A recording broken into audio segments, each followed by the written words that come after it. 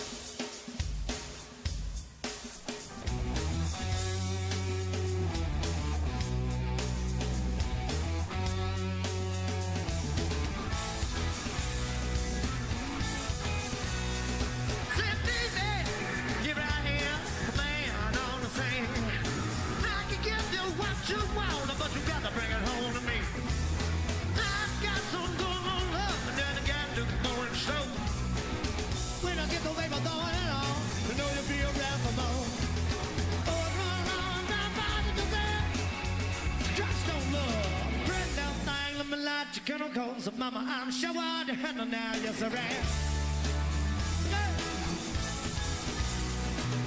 Let's just speak loud in the words, and I'm a man with the greatest fear. Got to knock on me, but I love you better than him. Take my hand, don't be afraid, I won't prove every word I say. Advertise a love more praise, so you can pay the man with me. But run on, not by the deserve. Tips in love, that little thing, let me light your chemicals, so mama, I'm sure I to handle now, yes I am. Hey, hard to handle that. Said, baby, here I am, a man on the scene. Give you what you want, but you got to bring it home to me. There's a good little love, and then I got a little more in store. When I get the baby throwing it on, know you'll be around for more. Boys run on, not by the possess. Touch and love, pretty little thing, let me light your chemicals, and mama, I'm sure I to handle now, just a man. Yeah, honey, handle man. Yeah.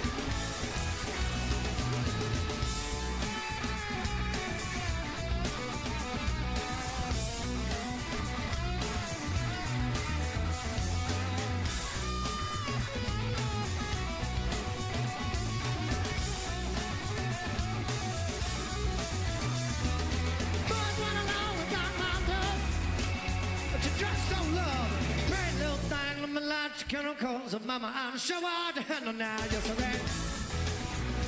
Hey, hard to handle that. Yeah, yeah, yeah. Come on, hard job. Now love,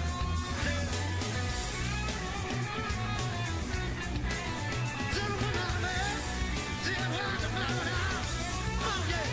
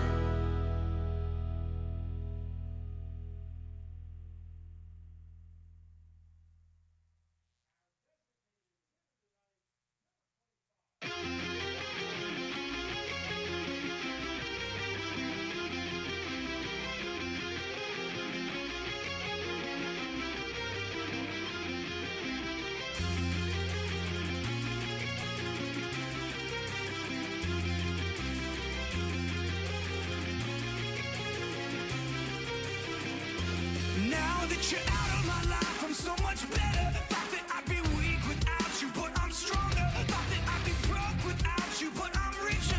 Thought that I'd be sad without you, I laugh harder. Thought I wouldn't grow without you, now I'm wiser. I'd be helpless without you, but I'm smarter. Thought that I'd be stressed without you, but I'm chilling. Thought I wouldn't sell without you, sold 9 million. I'm a survivor, I'm not gonna give up, I'm not gonna stop. I'm gonna work harder, I'm a survivor. I'm gonna make it, I will survive. Keep on surviving, I'm a survivor. I'm a survivor. I'm a survivor. I'm gonna make it, I will survive. Keep on surviving. Thought I couldn't breathe without you, I'm in heaven. Thought I couldn't see without you, perfect vision. Thought I couldn't last without you, but I'm lasting. Thought that I would die without you, but I'm living. Thought that I would fail without you, but I'm on time. Should be over now, but it won't stop. Thought that I would self-destruct, but I'm still here. Even in my years to come, I'm gonna be here. I'm a survivor. I'm not gonna give up, I'm not gonna stop. I'm gonna work harder, I'm a survivor. I'm gonna make it, I will survive. Keep on surviving, I'm a survivor. I'm a survivor. I'm a survivor. I'm gonna make it, I will survive. Keep on surviving. Wishing you the best, pray that you are blessed. Much success, no stress, and lots of happiness. Not gonna blast you on the radio. Not gonna lie to your family now.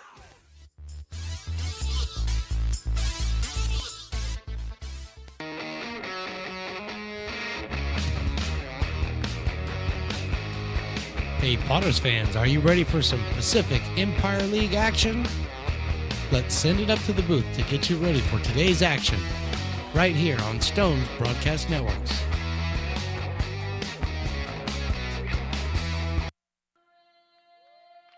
The final notes of our national anthem ringing out over a great crowd here at McBean Stadium in lovely Lincoln, California. Hello and welcome to another great evening of Lincoln Potters baseball. Tonight the Potters host the Humboldt Crabs in Game 3 of the first ever Pacific Empire League Series. My name, Mark the Phantom Lowe, alongside Riley the Engineer, to bring you all the action. Lincoln looks to bring out the brooms after winning Game 1 on Tuesday 8-5, then pulling out a thriller last night 5-4 in 11 innings. Manager Tyler Robertson got stellar relief pitching from Perry Kyles, Ken Blankenship, and Nolan Thebe to set the stage for a Hudson Brown sac fly to walk it off for the Potters. Truly a great night at the ballpark. Robertson will send out right-hander Anthony Martinez to the mound tonight in search of that sweep, and here is the Crabs batting lineup that Anthony Martinez will face. Jet Ruby for the third straight game is leading us off. Then Callahan, Felix, and Ham, the two big hitters at 3 and 4. Jaheel Lee moves to behind the plate today, batting 5th. The third baseman, Keenan Morris, hit 6th. Kennedy had played in Game 1,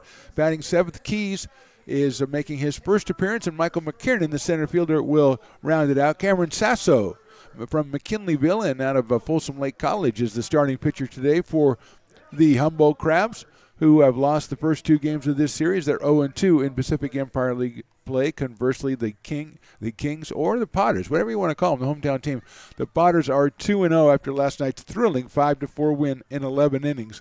And Anthony Martinez, making his 4th start out of Sierra College, is 2-0 on the season, 15 innings pitched, 10 hits allowed, 18 strikeouts, 6 walks, and a very impressive ERA of 1.80. He'll face Jet Ruby, Colin Callahan, and Javier Felix, the first 3 for the Crabs. The Potters wrapping this one up today against the Crabs, and it doesn't get any easier. They'll welcome the Medford Rogues in tomorrow, Friday, and Saturday and Sunday. A lot of special events, which we'll get to as the evening progresses, coming up this weekend. But again, the Medford Rogues making their return to McBean Stadium. Behind the plate, the Lincoln product, Zach Chamiso. And a very special night because the R.C. Willie best seat in the house right below us on the couch, Zach Chamiso's grandparents are sitting there. Last night it was Cole Eaton's parents. Now it's Zach Chamiso's grandparents. It's getting to be the place that the families like to hang out when they come to watch their kids, grandkids, friends, nephews, nieces, whatever, play baseball. So we're just about ready to get started. Here's Jet Ruby out of Fresno State University. He is 3 for 10 in the 2 games with the run batted in, batting at .364 on the summer for Healdsburg. who scored an overall record of 10-4. Martinez, as we said, 2-0 with a 1.80. First pitch is right down the middle, and we are started at 6:36. So Willie almost got us off on time. Yeah, 6:36 isn't bad. Martinez hitting 90 with that pitch, the right-hander. That one is in there for a strike again. Anthony out of Carmichael, California, and Sierra College. Abbreviated windup. Breaking ball's hit high up in the air to center field. Cole Eaton lives there, so that should be taken care of for the first out of the inning. So Jet Ruby has actually, believe it or not, Riley the engineer, he has started all 3 games of this series by flying out to center field. Yes, I'm sorry, but it's true. It's crazy. It's on the same level as aliens, UFOs, and all that stuff, but it's true. He flied out to center in the first game on Tuesday, last night, and then again today. Here's Colin Callahan. 3 for 9 in the series with 2 RBIs. The shortstop takes outside and low. Goes back to the screen. 222 on the season. 6 runs batted in and a lot of excellent defensive plays in the first 2 games of this series for Callahan. Crowd's wearing their red jerseys today. Swings and misses at that one. Gray pants. Potter's in the home whites for this one. Zach Chamiso, I don't know if it's his first game he'd ever caught, but Willie doesn't remember catching at Sierra College. And I don't remember him catching on the Potters at all, although Riley says he thinks he remembers it, and he is the #1 fan of Zach Chamiso outside for a ball, 2-1. So I usually don't listen to Riley the engineer at all, but on Zach Chamiso, on that subject, I may just pay him some mind. He tracks his every movement. He's got a fan club. He's got a tracking site where Zach is now. You can follow through. Inside, 3-1. I think that might have got through to the umpire, so we might take a second here. On deck batter is Javier Felix, and he's going to come out, and that one got through Chamiso, and maybe the left arm, left shoulder of the umpire. He seems to be okay. He's showing Javier. Felix maybe has a medical degree. I don't know that he doesn't. You know, he could. Or maybe he's just studying. Just studying for his medical. I mean, Cal State University Monterey Bay is where he goes, and I'm sure they have good programs. You know, if he's an EMT or something. 3 balls and 1 strike on Callahan.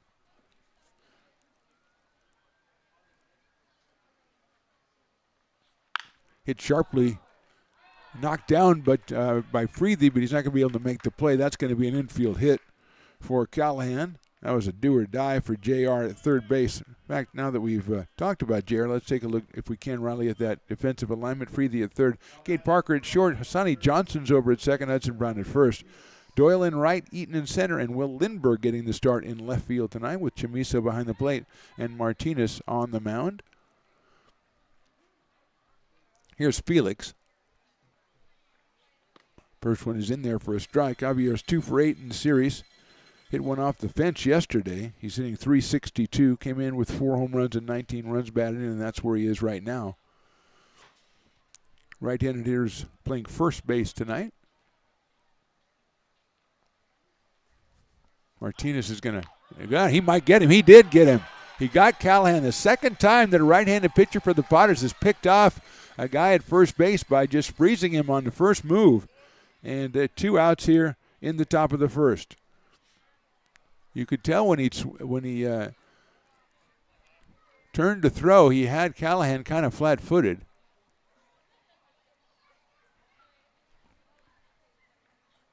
Breaking ball is outside, so it's 1-1 now on Felix with the bases clear once again. Billingham, the DH, to follow. He's in the cleanup spot. Popped up. Don't think it's going to stay in play. Chamiso's going to look at it, and it's out of here. And it might have hit right behind us over there. Oh. Riley did not even attempt to make a play, but we're pretty well protected in here. I'm not worried about a foul ball getting in here. And now that Riley just showed his vertical by jumping up like he was pretending, mimicking catching the ball, I don't feel comfortable at all anymore. Breaking ball inside for a ball. Riley and we're in a contentious bet here because we bet on whether the guy throwing out the first pitch was going to, I said he'd be like 45, and Riley said he'd be closer to 60. Line drive. There's Preethy snatching that one out of the air with the left hand, and the Potters have got the top of the first inning, go down, not exactly 1-2-3, but close enough. We go to the bottom of the first. Crabs nothing, Potters coming to bat.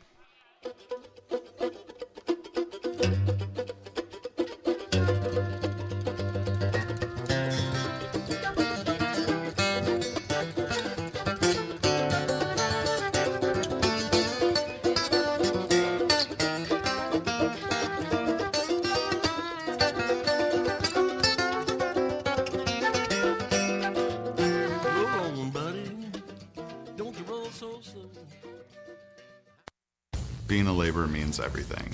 It was what took care of me when I was growing up. It's what takes care of me now. Because of President Biden and the money he's put into infrastructure, the need for our workforce to expand is out of this world. When our members are able to go to work on these big projects that are funded by Biden's economic investments, it means continued growth in their wages, in their pensions, in their health benefits. It means they're going to be able to take care of their families.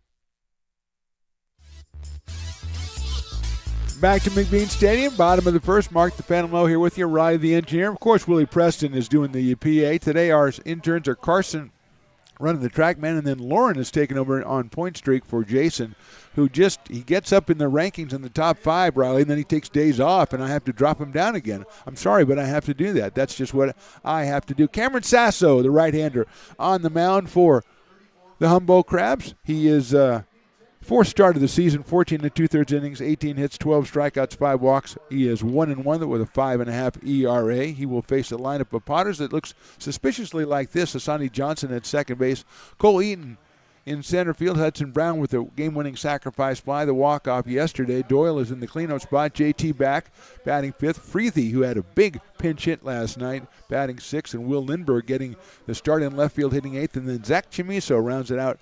He is the catcher. On the mound, of course, for the Potters, Anthony Martinez. So here's Asani Johnson. He has been on fire lately, 2 for 3 in the series. Did not play yesterday. He's hitting .414 out of Franklin High down in Elk Grove and University of Louisiana Monroe. Left-handed hitter, switch hitter, left-handed against Sasso. First pitch is right down the middle for a strike at 85. Johnson, Eaton, and Brown.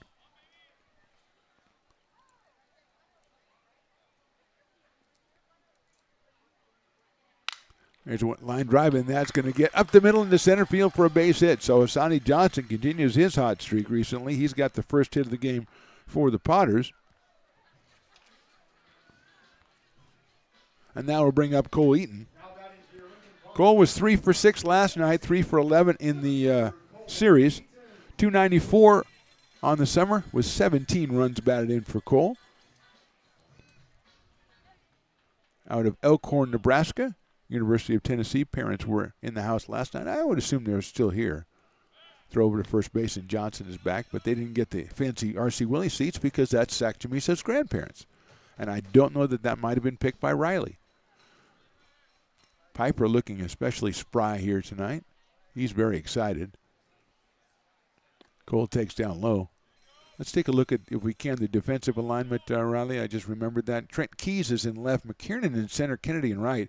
Morris, Callahan, Ruby, and Felix in the infield. Jahi Lee moves in from center field to behind the plate. And Cameron Sasso on the mound, the right-hander, 1-1 with a 5.52 earned run average.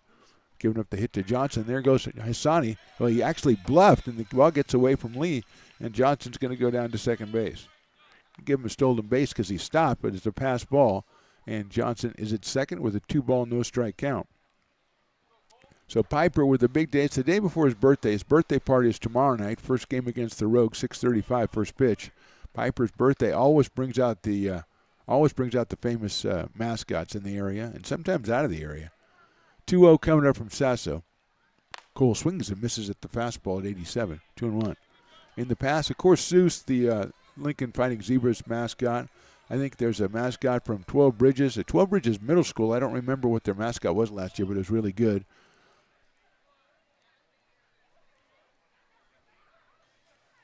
Willie the Warrior, swing and miss again by Eaton. Willie the Warrior from Jessup makes an appearance. I think Slamson has been here once or twice for the birthday, so it's a big deal tomorrow night, and the Rogues are in town, so it's huge. And then Saturday, I'm not fireworks, of course, but also superhero night.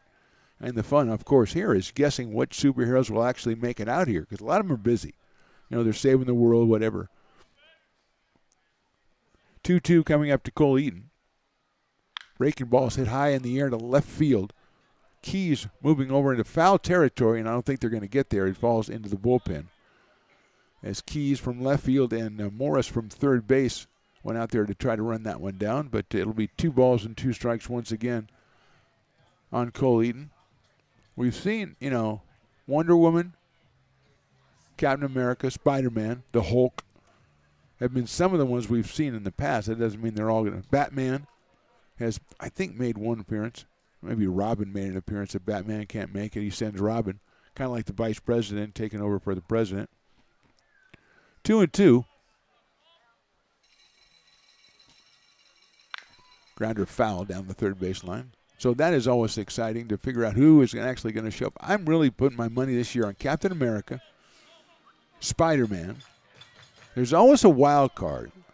Like we had Alice in Wonderland on Disney night, there's always a wild card. Hulk might just do it. But, of course, this year it might be, what's his name?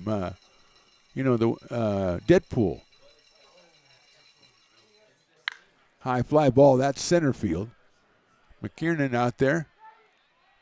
Make the catch and the bluff, and he guns it into the cutoff man, Callahan. So staying at second is Johnson.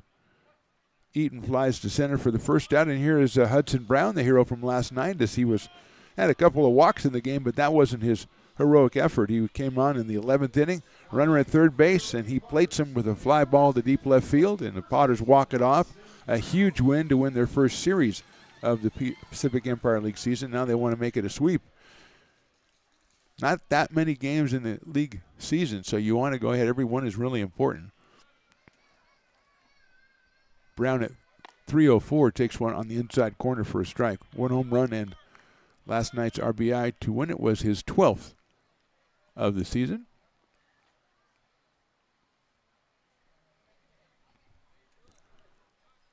Johnson still out at second base. Now 1 out. There's a pickoff play, but Johnson is back. Timing was decent on that one, but Sasso's throw was to the wrong side of second base, and so the shortstop Callahan just had to make sure he didn't let it go into center field. 0-1 on Hudson Brown.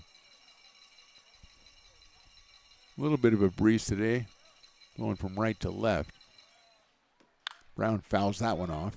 He has been hitting the ball hard to left field. He was our post-game guest last night. It was a pleasure to talk to him.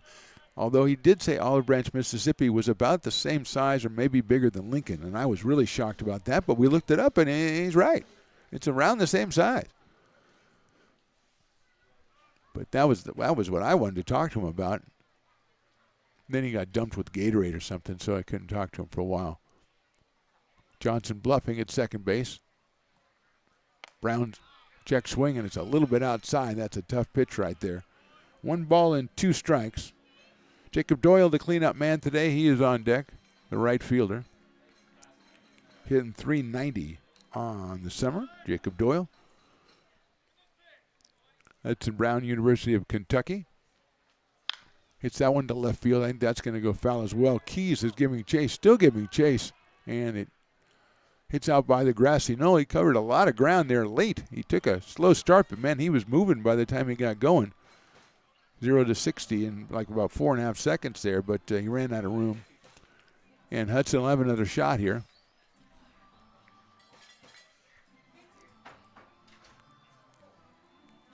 Crowd settling in here on a Thursday evening. A very pleasant atmosphere, very pleasant night to watch some baseball. Hudson Brown trying to get the Potters off to a good start. They had 2 in the first last night, then fell behind 4-2 before eventually clawing their way back into it.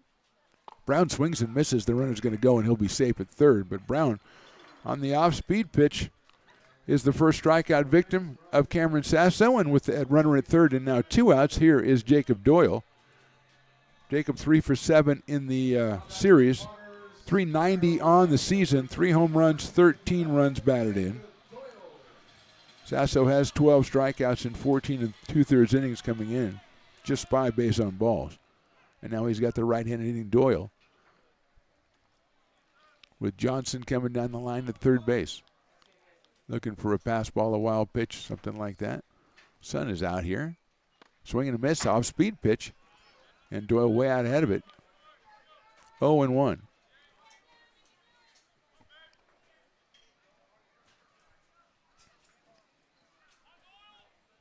JT Walden is tonight DH. He will be next.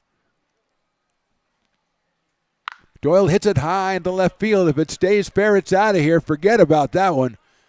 It is foul. Foul. I predicted home runs tonight, Riley, and I thought I was going to be right already because Jacob got under that one. 76 miles an hour from Sasso and hit it way out of here. But the umpire, I guess it's his job to tell me that it wasn't fair. Can you tell I'm disappointed? I am disappointed. Fouled off over at JT, who gets out of the way over there and gives a look to Doyle like, hey, dude, come on. I thought we were tight, you know.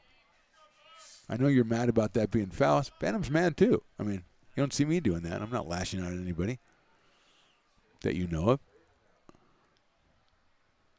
Do it again, 0-2. That is down low for a ball, 1-2. Johnson started the inning with a single, went to second on a pass ball. Eaton flied to center, Brown struck out. Johnson stole third on the third strike, and that's where we are right now. Outside corner. Wow. And he is out on strikes. 2 strikeouts for Sasso in the inning. We go to the top of the second. Krabs nothing, Potters nothing.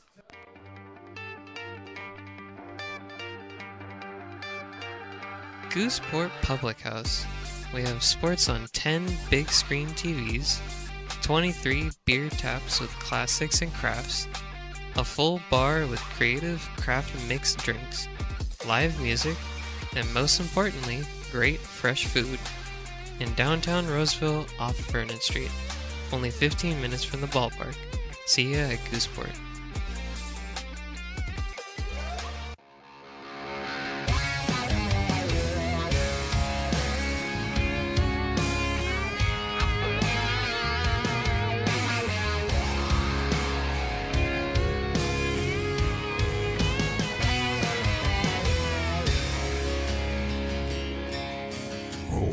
Knocked on my front door with my teenage boy and a couple more from up the road. He had him by the collar. Top of the second, still a little disappointed that Doyle's shot was foul, and Jacob's a little disappointed that the call's third strike. We go to the top of the second with Billy Ham, Shahid Lee, and Keenan Morris, the first 3 hitters for the Crabs against Anthony Martinez, who allowed 1 hit, then picked off a runner, then was bailed out by J.R. Freethy and a fine catch on a line drive by Felix. So he just faced 3 batters, but a little odd way he dealt with them. And the right-hander gets it into Chimiso. Zach's throw to second is scooped up by Johnson, and we are ready to go here in the second inning from McBean Stadium in lovely Lincoln, California on a thirsty Thursday. $5 Founders Brewing Company beers. I don't know if they're 12 or 16 ounces, Riley. Quit asking me that. I don't know. I'm sure they'll give you a break if you go down there. So here's Billy Ham, 4 for 9 on the series, 429 on the season, 8 runs batted in for Billy. Hits it sharply down the first base line. That's a fair ball. It's going to get into the corner. Doyle giving chase. Ham rounds first. He's headed to second. He'll get there easily. He's thinking about third, and he's held up, and they might have a chance at him, and he's going to be caught off second base, and he's out. Doyle got it in, and Ham was thinking about going to third. He went a little bit too far, And coming back was Cade Parker, who got there between him and the bag. And again, this has been something that the Crabs early in the season really have a problem with. They've had a lot of runners either picked off or thrown off at bases in these 3 games. So Ham is going to get credit for a double. Second hit, but both players have been picked off. That one is outside. Just a bullet over the first base bag by Ham, too. Well hit ball down the right field line. So here's Jahee Lee. 229 on the season, 1 home run and 5 runs batted in for Lee out of Cal State Northridge. He's catching in this one, and he takes outside again. 2-0.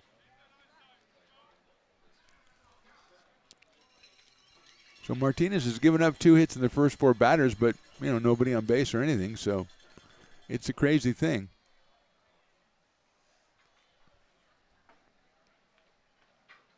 2-0 pitch is swung on and missed. 2-1 on Lee. He does have a home run on the summer. Crabs will take off after this game tonight, head up to Healdsburg to take on the Prune Packers over the weekend. That's in there for a strike. 87 from Anthony Martinez. He's come back in the count from 2-0 to 2-2. Keenan Morris, the third baseman, follows Lee. Piper the Peacock with the swagger of someone whose birthday is tomorrow. Fastball down low, 3-2.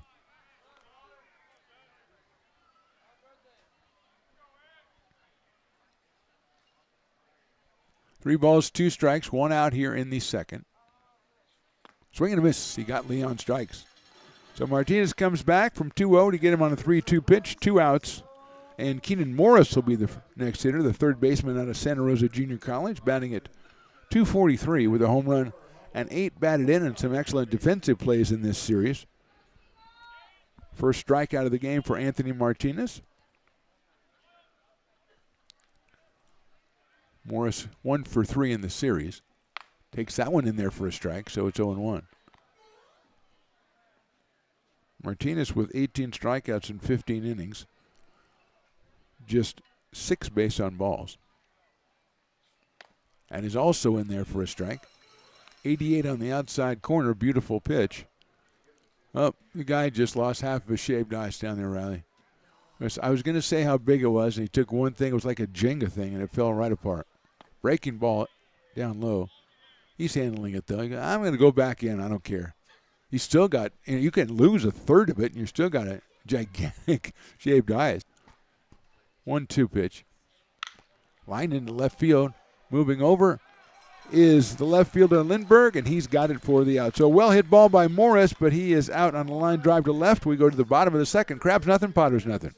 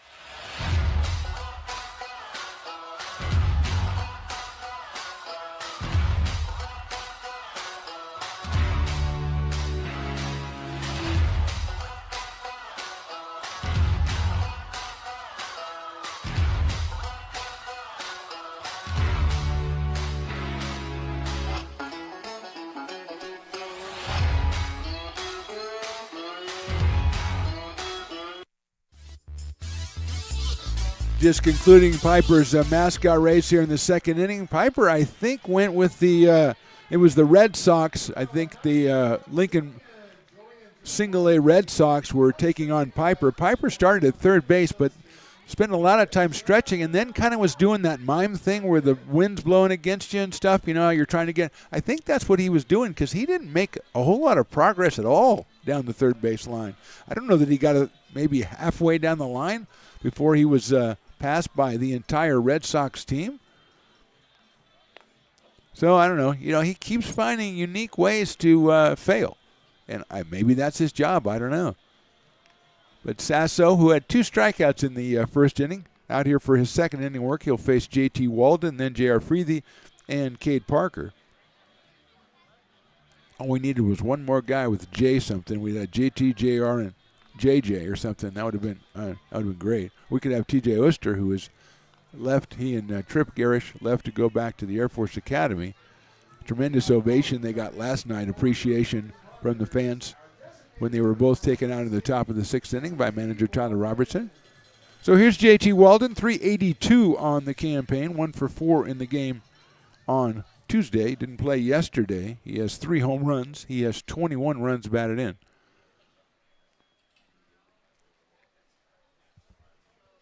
Swinging a foul ball back to the screen on the first pitch.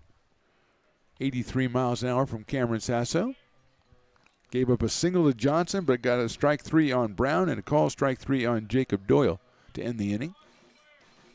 As Johnson made it as far as third and was stranded there.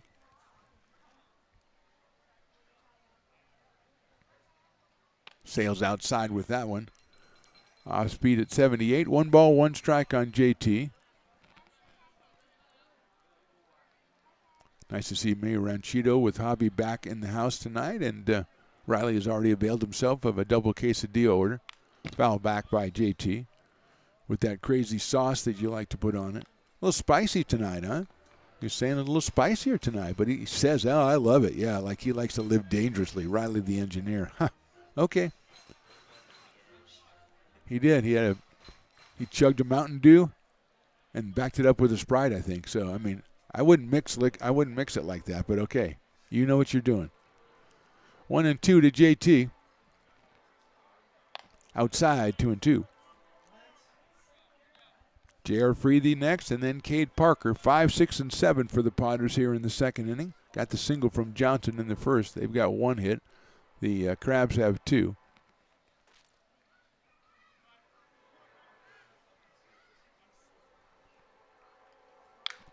Lifted left side. Morris trying to shield his eyes. Key's coming over, and he won't be able to make the play. He's had to run into that foul territory a couple of times now. And he'll go back to his spot. Maybe he'll play a little closer to the foul line from now on, since he has to travel over there so often. JT's still alive at 2-2.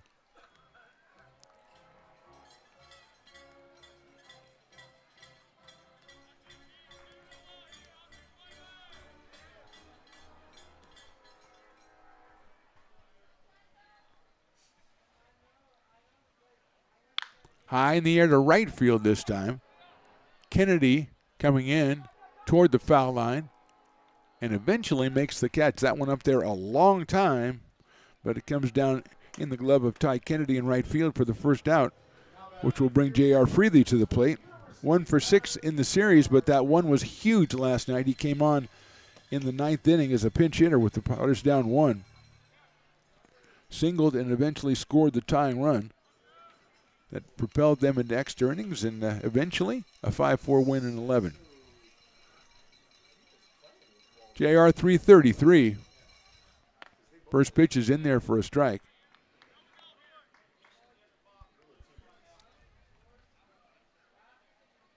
Cade Parker on deck. 1 out here in the bottom of the second. JR hits a line drive, and that is... What a play in right field by Kennedy. A diving play in right center. It saves at least a double and maybe a triple. Another web gem from the Crabs, who even though they have about a half dozen errors in the first 2 games, they really made a lot of great plays, and that one was absolutely fantastic by Kennedy in right field. 2 outs, and here's Cade Parker. Cade 0 for 6 in this series, 276 on the summer, 2 home runs, 10 runs batted in. J.R. Freethy just hit the heck out of that ball, but Kennedy was up to the task. That's on the inside corner for a strike at 76 from Sasso. It's 0-1 for Cade. Batting 8th today, the left fielder Will Lindberg. And then Jack Chamiso hitting in the 9 spot. He's the catcher.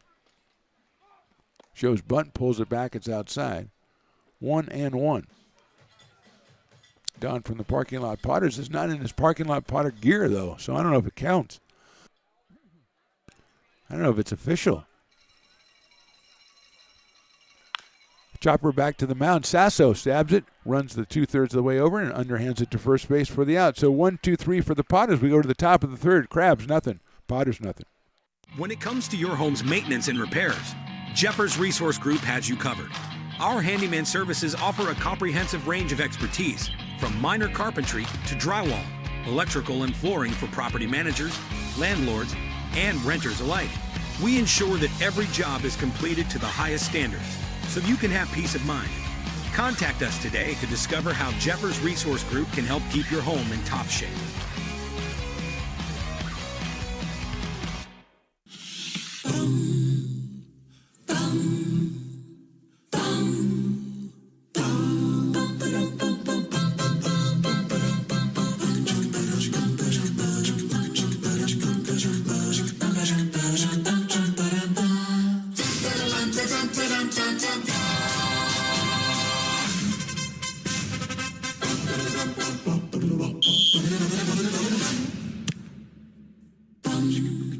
Hey, Potters fans, want to keep restoring and renovating historic McBean Stadium? Now you can become a member of Friends of McBean. Annual membership start at $50. Get a 4th of July Potters t-shirt and 4 Potters tickets. Become a member now at friendsofmcbean.org.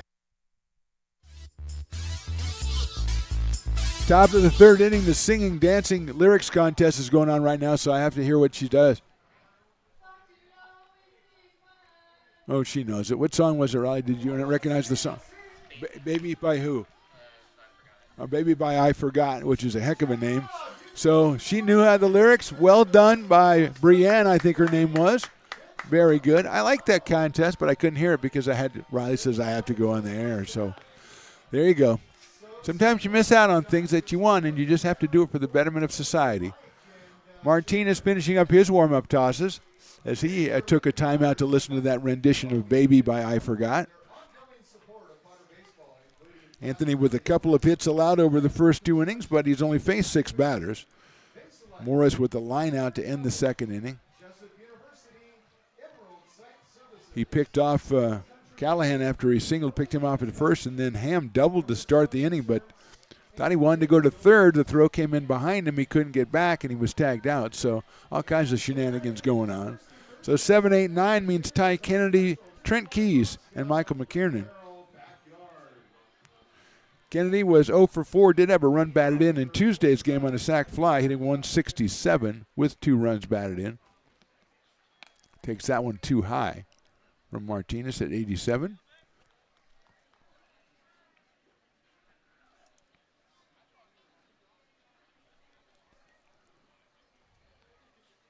Outside, 2-0.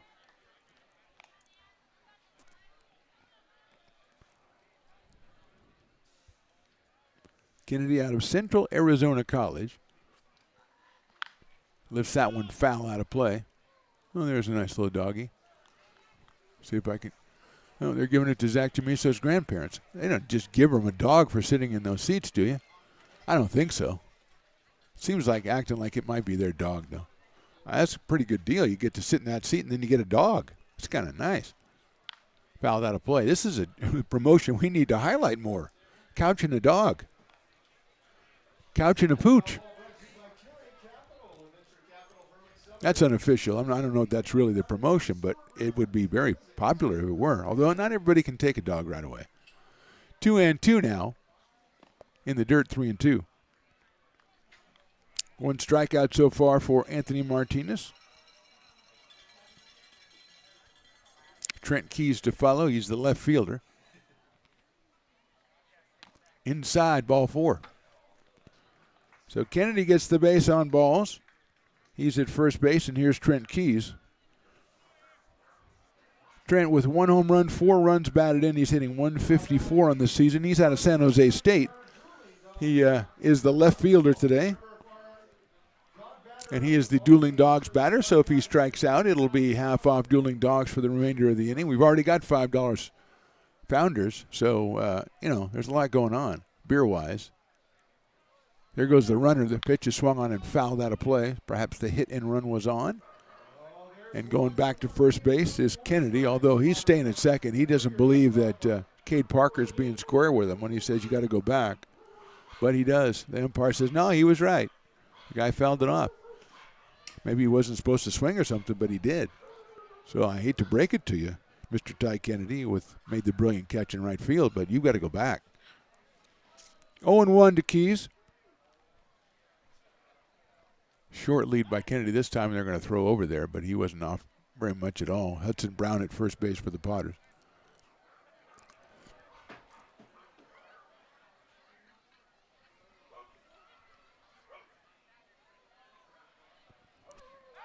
Back again.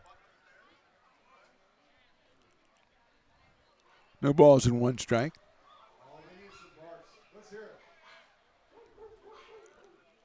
Left-hander Trent Keys against right-hander Anthony Martinez. That is inside for a ball.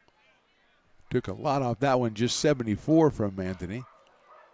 And the Dogs the intensity is building for the Dogs, the Dueling Dogs batter. There he goes again. That's inside and gets by the catcher, so he'll get the stolen base at second. 2 balls and 1 strike now on Keys.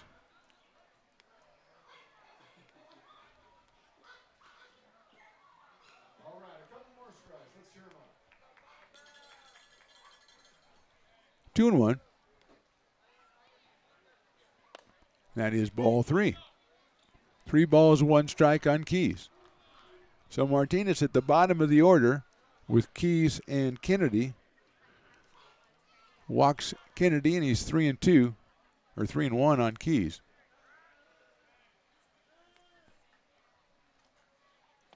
That is ball 4. So a couple of walks to open the third inning. Just 6 given up in 15 innings by Martinez, and now he's got Michael McKiernan coming up in what it would be a sacrifice situation, and we've seen Humboldt attempt to sacrifice a couple of times in the series, so would not be surprised to see McKiernan with the top of the order and Jet Ruby coming up next. Drop one down. Freethy at third, and let's see if right now Hudson Brown is playing behind the runner at first.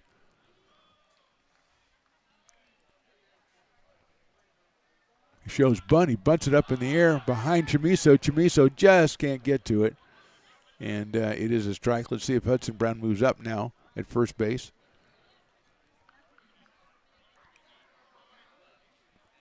Zach just became aware of what that one was a little bit too late, and it was a little bit too far away anyway, I think. And here comes Hudson in front of the runner at first base. McKiernan with 3 runs batted in on the season out of Fresno State. Shows bunt again. He bunts it down the third base line. They're going to let it roll foul, and it does. So 0-2 now on McKiernan, who goes to first base and can tell the way everybody's moving that it was a foul ball, so he's going to have to come back and do it again. Jet Ruby picks up the bat. He'll be waiting for him, when he comes back to the plate. 0-2 now. Nobody out here in the top of the third inning. No score in the ball game. Potter's trying to get the sweep. Crab's trying to avoid the sweep. They want to get one in hand as they head up to Healdsburg to take on the Prune Packers tomorrow, Saturday, and Sunday.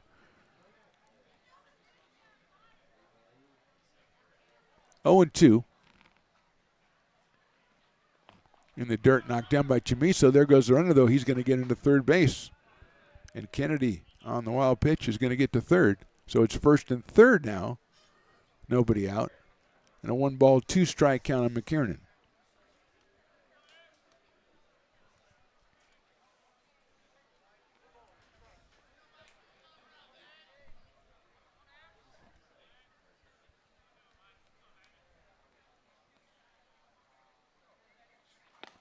Next swing, it's on the corner, call strike 3. So the strikeout is recorded, his second of the game.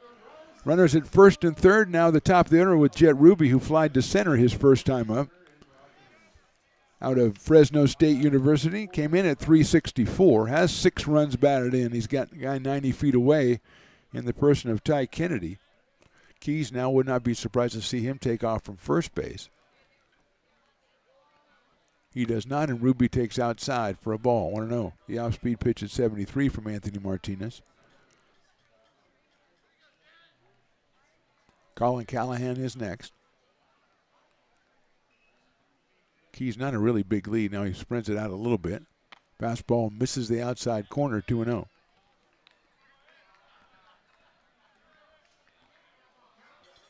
Two balls, no strikes on Jet Ruby. 3 for 10 in the series before tonight. There goes the runner. He takes a strike. The throw is bluffed by Chamiso, and Keys is in there easily. So second and third now, and a 2-1 count on Jet Ruby.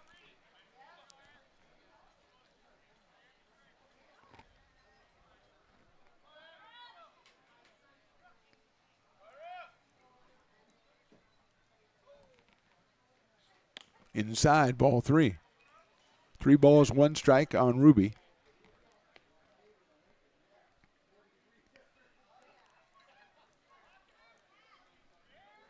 Two walks and a strikeout in the inning. Couple of stolen bases and a wild pitch, and we got second and third. That's the line down the left field line, but it's going to be foul as it flares out into the bullpen area. So it gets it to 3-2 on Jet Ruby. He says, I might need another bat because I think this one might be splintered. And Callan says, I don't know, maybe I'll try it.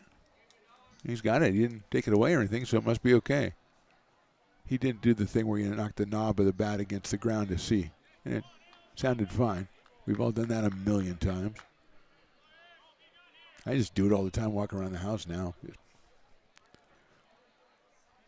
3-2 coming up to Ruby. He takes ball 4. So third walk of the inning issued by Martinez. The bases are loaded with 1 out, and that'll bring up Colin Callahan, who singled his first time up. He's 4 for 10 in this series. He had a 2-run single on Tuesday in the 8-5 loss. He has a half dozen runs batted in. Came in at 222. Is a little bit higher now with the single. But force everywhere for the Potters. Although the runners at first and second will have excellent jumps. It's hit high up in the air down the left field line. It's a foul ball. Lindbergh giving chase, and he won't get there. It's kind of like Keys has had to do for the Crabs, run all the way into the bullpen and just not quite get there in time. So Will get back to his spot in left field. He is out of Gold River, California. And we go 0-1 to Callahan. Look out, that hit him.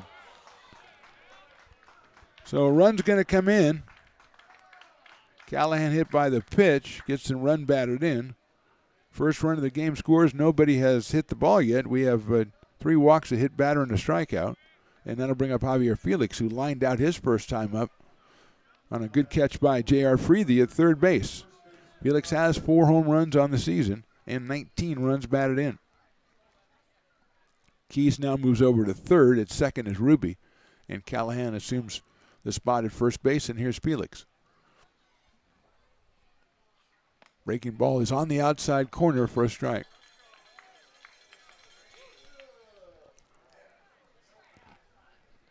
Billy Ham, the cleanup batter, is next. Still just 1 out here in the third. Felix fouls that one straight back. And it is 0-2. Nolan Thebe, the winner from last night. Part of a great relief corps for the Potters. And winning that game 5-4, comes out to retrieve the ball. 0-2 quickly on Felix.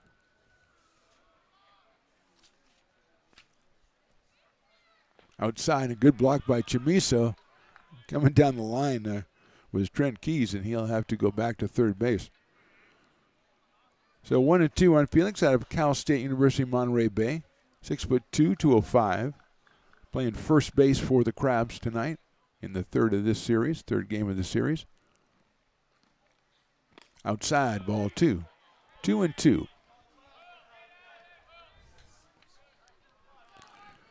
2 balls, 2 strikes, just 1 out, 1 run in.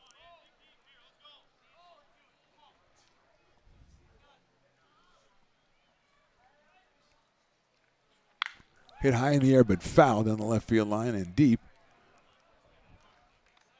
It lands out in the McBean parking lot proper out there. Felix gave that one a ride, but was all over it. Fouled by, 50 feet.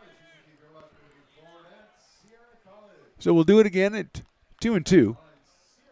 Base is still loaded.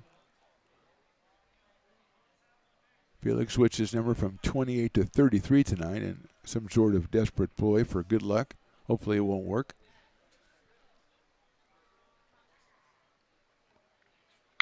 Line drive at Freethy again. He catches it again, and this time he steps on third for the double play. So Felix has hit 2 rockets to third base. J.R. Freethy has caught them both, and this time it's a double play. Crabs score once. We go to the bottom of the third. They lead 1-0. American River College is a top-tier community college sports program that provides student athletes with the opportunity to thrive both athletically and academically. ARC Athletics is currently ranked 5th in the state and 2nd in Northern California. With over 19 sports programs, our athletes compete with the region's best athletes. Our diverse and dedicated coaching staff helps athletes develop the skills necessary to compete at the next level. Start your community college athletics journey with us. American River College, Sacramento's best athletic program. Go Beavers.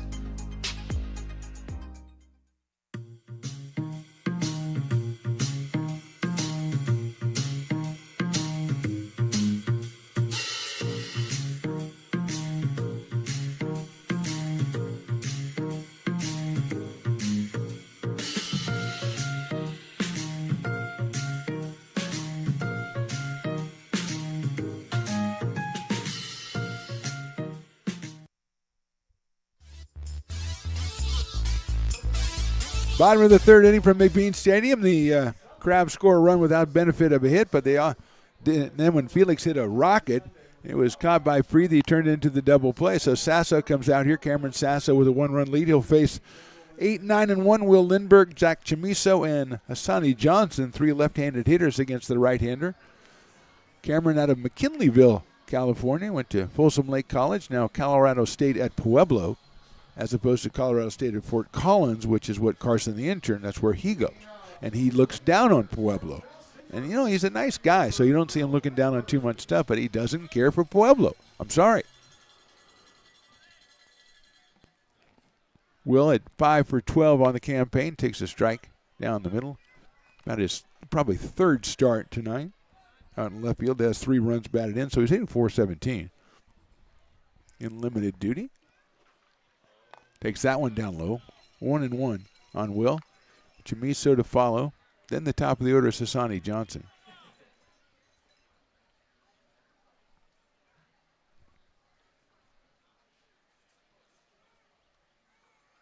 Inside for a ball, gets past Lee and goes back to the backstop, so it's 2-1.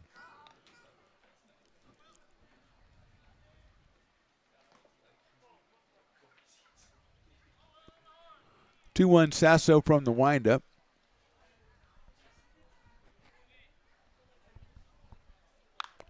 Fouled away by Will, so it's 2-2 now. Picked up by Mike Levinier, our third base coach. Legendary third base coach. Tyler Malone at first. Tyler Robertson, the manager, likes to sit out in front of the dugout and just kind of assess the situation and comment as needed. Lindbergh swings and misses. And Sasso has his third strikeout in the first 8 hitters. And it'll bring up Zach Chamiso, who returned to the lineup yesterday in a substitute role. And he was 2 for 2 in the game yesterday and beat out an infield single and then sliced the base hit to left field in the 9th inning, moving Freethy from second over to third. So here's Zach out of Lincoln High School, Sierra College. Trying to get something started in the number 9 spot. He takes a strike. 0-1. Sasso so far through 8 batters, 3 strikeouts, just 1 hit.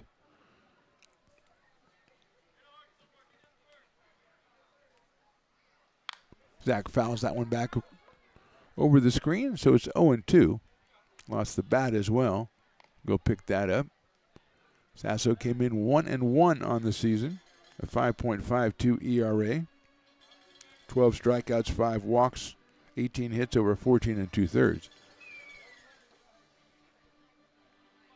So Zach up here 0-2 now. Is his grandparents, I think they've given the dog back. So it was not a couch and a pooch.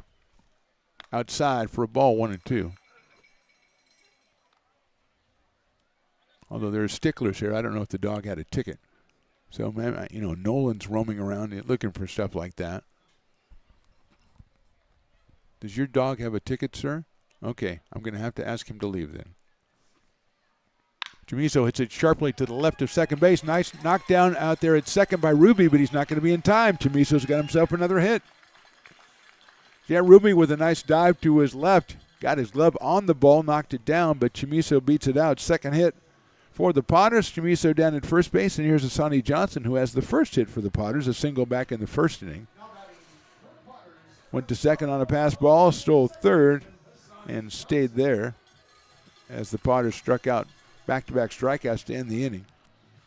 Asani 4-14 coming in, and he has been really, really hot lately. See if we can continue that with Chamizo at first. Down low. 1-0 with Cole Eaton to follow.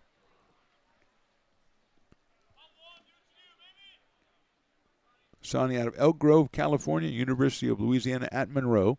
Short lead by Chamizo at first. He shows bunt, pulls it back. It's in there for a strike. Keenan Morris coming in a little bit late. But it is 1 ball and 1 strike on Asani.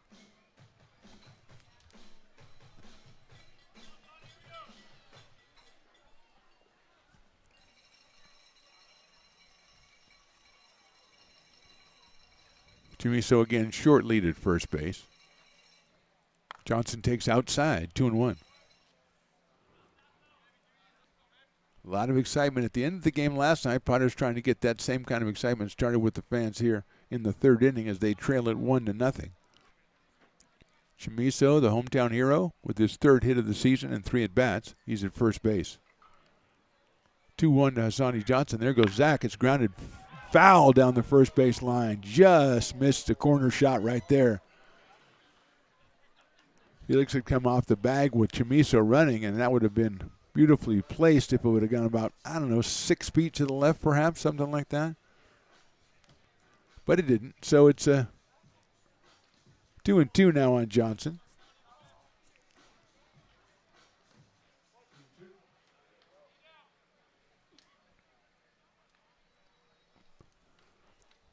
Chamizo, not a big lead, but seemingly had a pretty good jump on that one.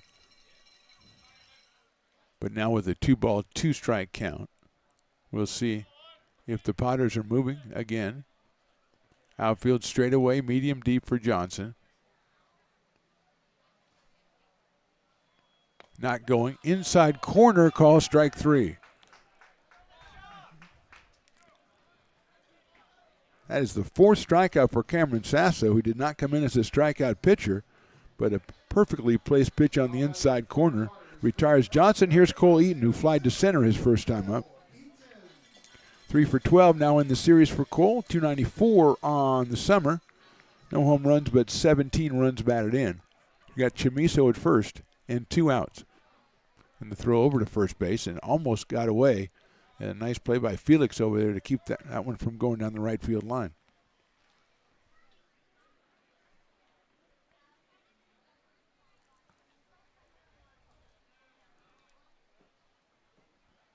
Another short lead by Zach at first base. Eaton pops it foul on an inside pitch. Ball at 82 from Sasso. Really burying the speeds out there. Got Potters hitters a little bit off balance, I would say. 0-1 on Cole from Elkhorn, Nebraska, University of Tennessee. Swings and misses at that breaking ball. 0-2.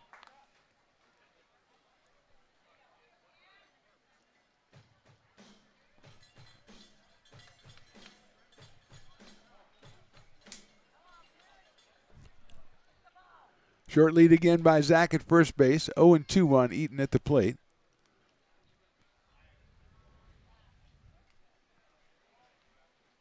Swing and miss. Got him on strikes. He'll have to tag him out, but he will do so. And Eaton is out on strikes. 3rd strikeout of the inning. So the Potters with 1 hit, and they leave 1. We go to the 4th inning. It's the Crabs 1, the Potters nothing.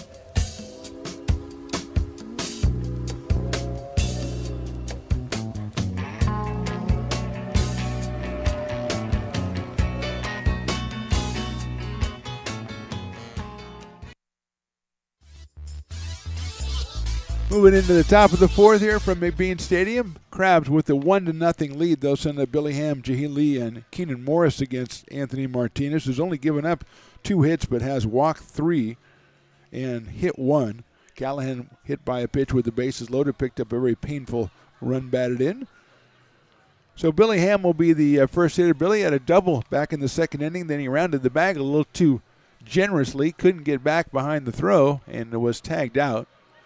But still gets credit for the double. It makes him 5 for 10 in the series, and he had an average, or has an average coming in of 429. So the left-handed DH will be the first hitter as Chamiso comes out to take over the last warm-up toss for Anthony Martinez. Sierra College product is 2-0 on the season, 18 strikeouts and just 6 walks in 15 innings before last inning. Chamiso's throw right on the money, and we are ready to go here in the top of the fourth. Reminder, Medford Rogues come in starting tomorrow night, 6:35. First pitch tomorrow night. Piper's birthday. Lots of mascots out here. Lots of fun. Perhaps birthday cake. I cannot promise that. Saturday, 6:05, superhero night and fireworks. Those two go together, though. So you got to have like Captain America, all right? I hope Deadpool, but I don't know. That is a ball. Maybe Wolverine. If you have Deadpool, you have Wolverine. There you go. They never have Superman. I mean, that's just too like old school. I don't want to do Superman. The Flash would be good. I like the Flash. 2-0 on Ham. Potters do have some activity in the bullpen, it looks like. Or at least somebody is stretching. Let's put it that way. It's not real activity. Swing and a miss. 85 from Martinez. 2 balls and 1 strike on Ham. Billy out of the University of Nevada at Reno. Takes ball 3. 3 balls, 1 strike.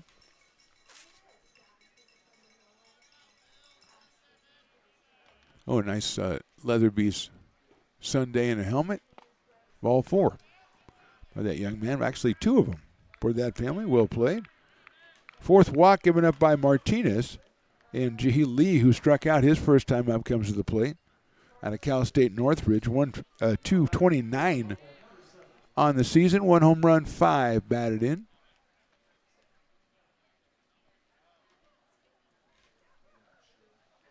Pretty good lead over there by Billy Ham.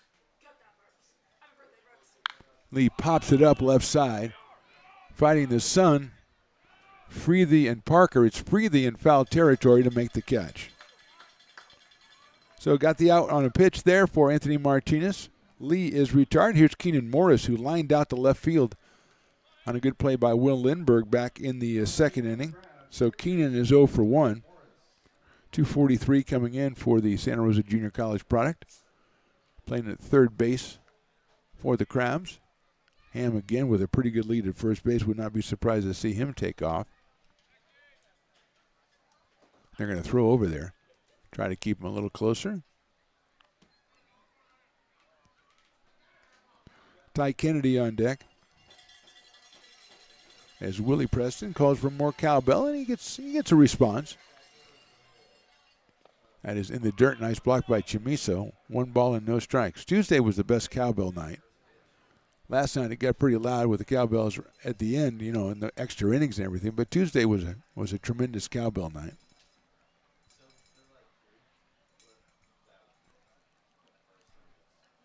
One 1-0, Ham with a good lead at first. Popped up again. That one is Freethy again. JR calls it in foul territory and makes the catch again. Sticking with it. It's tough, but he sticks with it and makes the catch for the second out. So a walk and 2 foul pop-ups, and we're here with Ty Kennedy, who walked his first time up. Ty at 167 has 2 runs batted in the season. One of them was Tuesday. He hit a sacrifice fly, but was 0 for 4 in that game. He is 0 for 4 in the series. He walked and scored the only run of the game back in the third inning. Stole second, went to third on a wild pitch, and scored when Callahan was hit by a pitch with the bases loaded. Outside for a ball. Chamiso throws down to first on a short hop for Hudson Brown down there.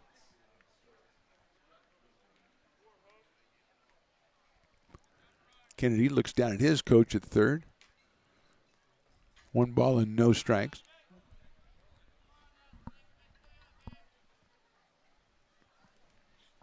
High for a ball, 2-0. Got through the first 2 innings without a problem for Anthony Martinez. Then he walked 3 and hit 1 in the third and walked Ham to open up the fourth here. But has since got the 2 foul pop-ups. 2-0 on Kennedy. Line drive left field. Lindbergh moving over, reaches up and can't get it. It's going to go to the fence. Ham is going to make it to third. The throw comes in. He slides in under the tag, and it's going to be a double for Ty Kennedy, and runners at second and third with 2 outs here in the fourth inning, and Trent Keys coming to the plate. Lindbergh with a stab at that one was off his glove. I think it was off his glove and got to the fence. He does having some problems with the sun out there, which is what happens all the time. Here's Keys, who's the dueling dogs batter, but more importantly, he's got runners at second and third. That is the third hit for the Humboldt Crabs, and Keys out of San Jose State. 154, 1 home run, 4 runs batted in. Swings and misses at an off-speed pitch, 0-1. He walked his first time up. Willie's worried about the half-price beer. I'm worried about getting an out right here. Okay, Raleigh, we have to do different priorities. I mean, you can worry about both. Sure, absolutely. Inside, Chamiso blocks it, and it hits him. So Keys is hit by a pitch, loads the bases. Michael McKiernan's going to be the hitter, the number 9 hitter. So we didn't get him out, or we didn't strike him out or get him out in any way because he was hit by a pitch. That's the second hit batter by Martinez. So 4 walks and 2 hit batters, all in the last 2 innings of work. And here's McKiernan, who struck out looking his first time up back in the 3rd inning. Bases are loaded. 2 outs. Fastball's fouled away. Chamiso looks for it, but it is out of play.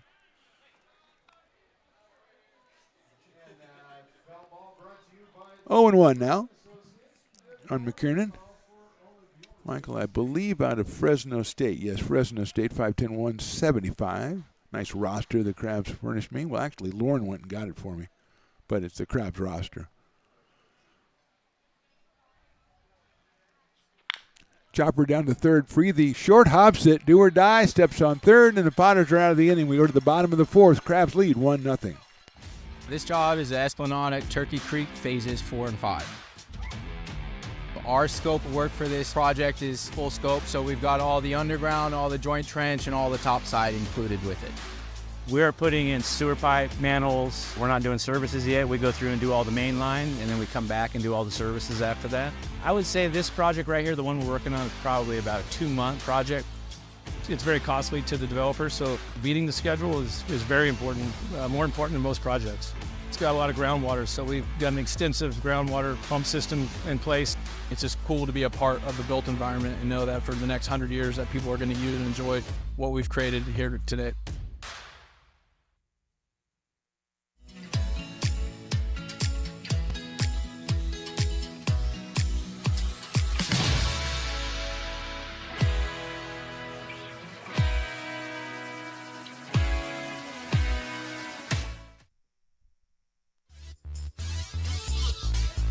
Bottom of the 4th inning from McBean Stadium. Cameron Sasso taking his warm-up tosses. He's been pretty good through the first 3 innings. Just 2 hits allowed, and he has struck out 5.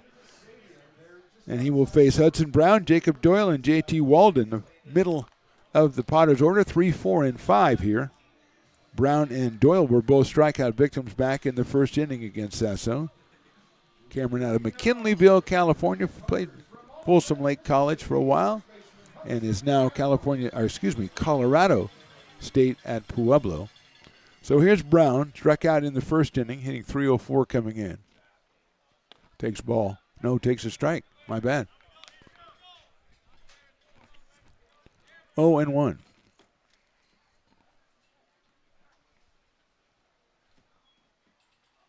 Brown, that is a ball, I believe, yes. 1 ball and 1 strike.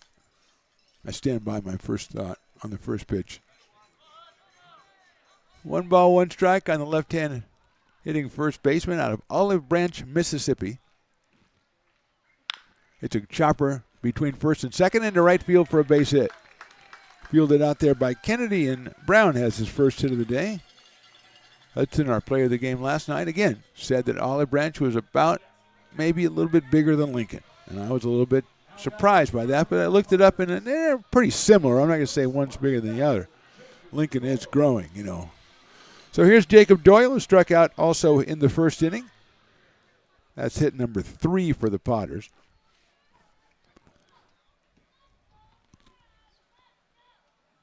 Doyle swings and misses at the slider. 0-1. Jacob hit a nice foul home run last time, but they tell me that doesn't count. So we'll have to go with that. He is 0-1 this time.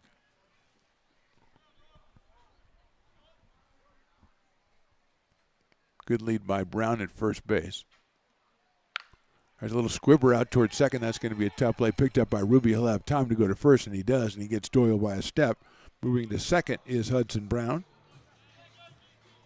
And that'll bring up J.T. Walden, who flied to right his first time up. Now batting for the Potters, our designated hitter from Sacramento, California, J.T. is hitting .382. He was 1 for 4 on Tuesday, had an RBI. 3 home runs and 21 runs batted in on the season for J.T. out of Sacramento, California, which is near here, I'm told.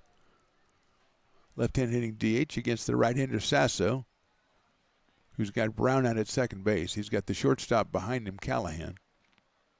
JT takes a strike on the inside corner. 0-1. Good-looking pitch by Sasso right on the inside corner.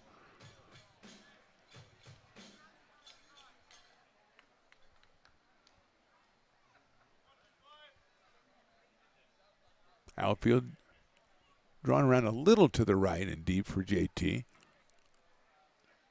Look out. That just missed him if it did. And JT again is going to say, no, it didn't get me, ump. No, I'm good. 1-1. Bottom of the fourth here. 1-0 Crabs. That run scored in the top of the third inning. Crabs had the bases loaded a couple of times in this game. And the Potters got out of it, escaped on one a double play on a line drive and one Freethy with a nice pickup at third and got the force. JT takes a ball and it gets away from Lee, and going to third base with the tying run potentially is Mr. Hudson Brown, who was instrumental in the winning run last night. And he trying to become the tying run today. 90 feet away. 2 balls and 1 strike on JT Walden. Our on-deck hitter is J.R. Freethy. He was robbed by Ty Kennedy in right field of a 2 or 3 base hit on a brilliant diving catch back in the second. JT swings and fouls that one down the left field line out of play over by the grassy knoll, and a lady or a young girl made a try for it. It was only 20 feet over her head, but I understand the perspective. I've done it myself. Oh, I got that one. Oh, my gosh. Had a lot of spin on it coming from a left-hand hitter down the left field line, too, so not her fault at all. Might have been a little outside for JT, but now it's 2 balls and 2 strikes. Swing and a miss inside. Going to have to throw down to first base to get him, and they'll do it by a half a step. Lee picks it up and guns it to first base. 6 strikeout for Sasso, and that'll bring up J.R. Freethy, who still thinks he's owed something for that great catch in right field a couple of innings ago, and he's got Brown at third base. J.R. out of Rockland, California, in Nevada, Reno.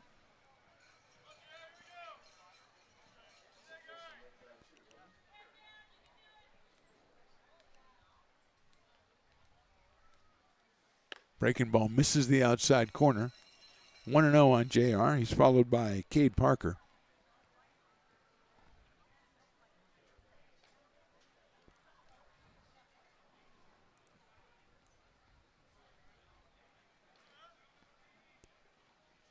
That one's outside as well. 2-0. Lee with a nice move to keep that one from going back to the backstop. That might have hit and gone down the third baseline and would have been pretty easy for Hudson Brown to score.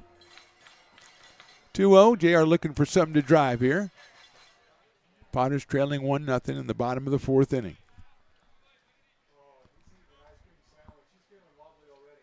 That is a strike, 2-1. First series of the Pacific Empire League season. I believe there's 27 league games for each team. I think that's the number. Potters on their 20th game today. That's halfway through the home schedule. JR takes in the dirt, ball 3. Off-speed pitch from Sasso. Smothered by Lee, but now JR would seemingly will get a pitch to hit here at 3-1.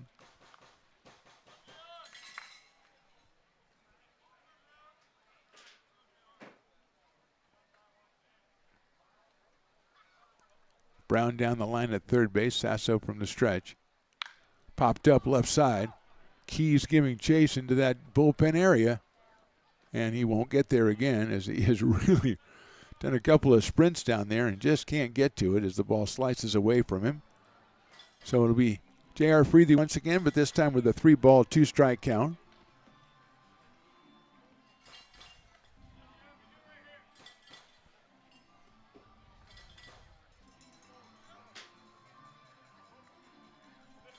So Sasso ready again. Keys shielding his eyes out in left field from that sun. Outside, ball 4. The first walk given up by Cameron Sasso. Now first and third. And here's Cade Parker, who grounded back to the pitcher his first time up. So Cade is 0 for 1. Out of Panama City Beach, Florida, and Georgia Southern University. Cade up here with runners at first and third. He has 2 home runs. He has 10 runs batted in. He came in at 276. Hasn't got a hit in this series as of yet, 0 for 7. Be a good time for it right now. Raking ball is chopped foul back to the screen. 0-1 on Cade.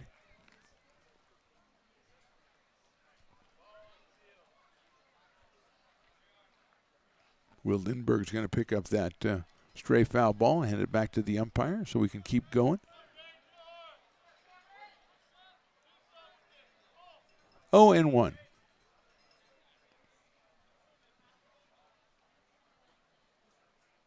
Fastball down low, 1-1. Sasso hasn't come with many straight-on fastballs. That was 85, but it missed low to Cade Parker. Even to count up at 1 ball and 1 strike. Bounce house a little quiet today, Riley. A little quiet on the bounce house today. There goes Freethy. It's fouled off.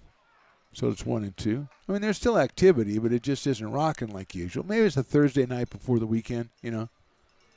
But I thought on many cases with you young people, Thursday's the new Friday. No, that's not true? Okay, maybe it's some other people that said that Thursday's the new Friday. I swear I heard that somewhere. Everybody goes out Friday night, so it makes people go out Thursday night. See how that works? Yeah, I knew you'd go with that. 1-2 now on Cade.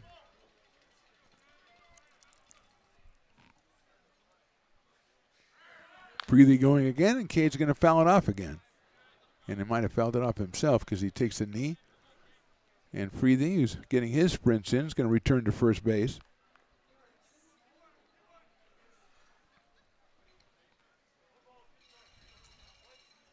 Will Lindbergh is next. Freely's at first base. Over to third is Hudson Brown, who singled to open the inning and made it around to third. Has been there a while now.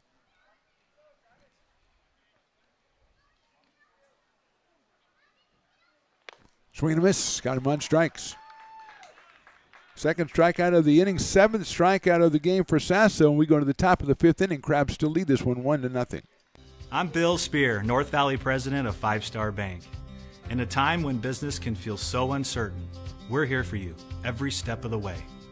I know they have a lot of bells and whistles within their bank, but just the relationship piece here locally on the business side is huge for us. 5 Star treats us like we're number one. They're right there with suggestions, with help.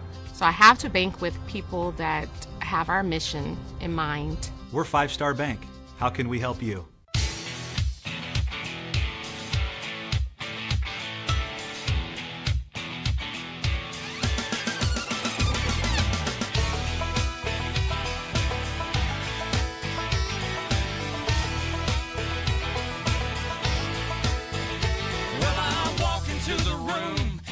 Out $100 bills, and it kills and it thrills like the horns on my Silverado grill. And I buy the bar double. Bill Evans, President of the Placer County Association of Realtors. We're in our store, our conference facilities, an amazing team helps us keep together an amazing organization, and we thank them all. This organization can't do what it does and can't run the way it runs without the help of so many members volunteering their time. The success of the Placer County Association of Realtors is largely dependent on our active volunteer members to help our organization and industry. The work of our committees greatly impacts our ability to champion efforts across the board and giving back to the Placer County community wherever we can. Like all service organizations, I wanted to serve. And getting involved with the affiliate committee was the perfect way to do that. I love being able to serve my community with my business friends and other leaders and give back to those who are in need. The thing I love about the PCAR committees is they all work toward the same goal of bringing the community together to support those in need in our surrounding area. I instantly came to the meeting and had a wonderful time, felt like I was a part of something bigger, and it was just the start of my leadership journey.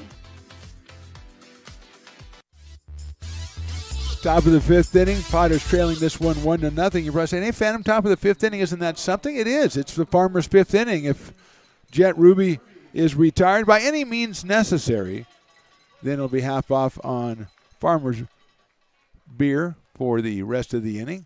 And his first pitch is a breaking ball from Martinez in there for a strike. Ruby has flied to center and walked, so he is 0 for 1. Doesn't need to strike out, just needs to make an out.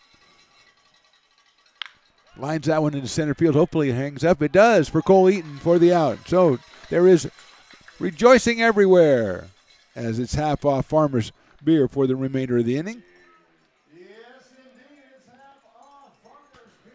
So here's Colin Callahan, who was singled and hit by a pitch and picked up an RBI for his troubles back in the third inning. So he is 1 for 1, has 3 runs batted in the series, and it is 4 for 10 for Mr. Colin Callahan at Westmont College. Chops it out towards shortstop. Parker waits for it, plays it on a hop to first, scooped up by Hudson Brown, and he got him. Hudson Brown doing a great job over there. The Swiffer scoops everything up. Parker set himself a couple of times out there. I think he might have had a problem with the sun on a big chopper like that, and kind of had to set himself after he gloved it. And Hudson Brown bails him out. And here's Javier Felix, who is lined to third and lined to third. And the only difference is the second time he did it was a double play. And he has hit a rocket each time down to J.R. Friede, who's thankful that he's in the shade right now, so he'll see it coming again. Martinez's breaking ball is down low. Felix 362 coming in. 2 for 10 in the series, but, man, he's hit 2 hard balls today. Takes the fastball, and it's a little too high. 2-0.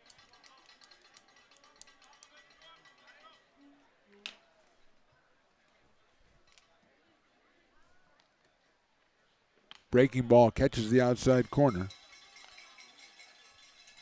2 balls and 1 strike. Billy Ham, the cleanup hitter, waits on deck. Breaking ball catches the inside corner for a strike. 2-2, and the Cowbells beginning to come out here as Martinez trying to get a quick inning here. Don't want to jinx it. Misses with the fastball outside. Shouldn't have said anything. Looks like number 4, Gerald Hansen, the left-hander. Warming up for the Potters out in the pen as Martinez in his 5th inning of work. 3-2 pitch.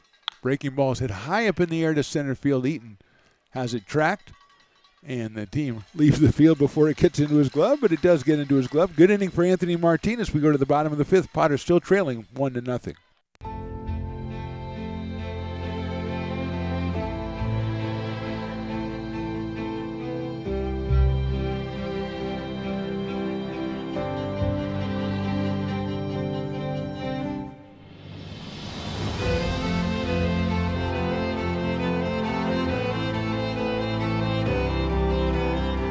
Situated on the corner of Lincoln Boulevard and 5th Street, this iconic building has been the home to several hotels over the decades, the most famous and longest running of which was the Lincoln Inn. Having undergone several renovations and architectural changes, this building is the current home of Old Town Pizza, which boasts not 1 but 2 floors for your dining enjoyment, including open-air seating on the roof.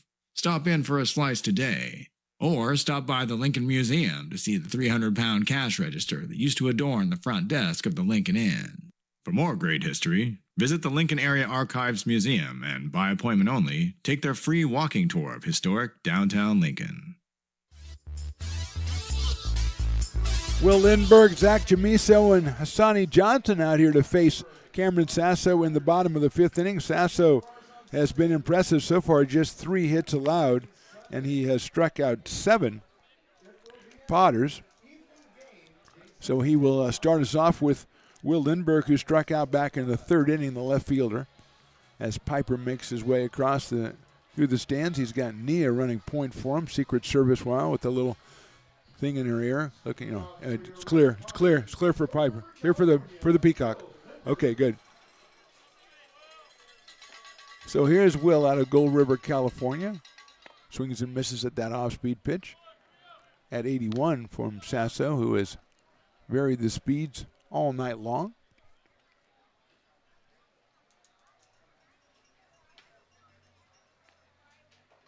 Outside with that breaking ball. 1-1, Zach Chamiso to follow. Then Hassani Johnson, the top of the order.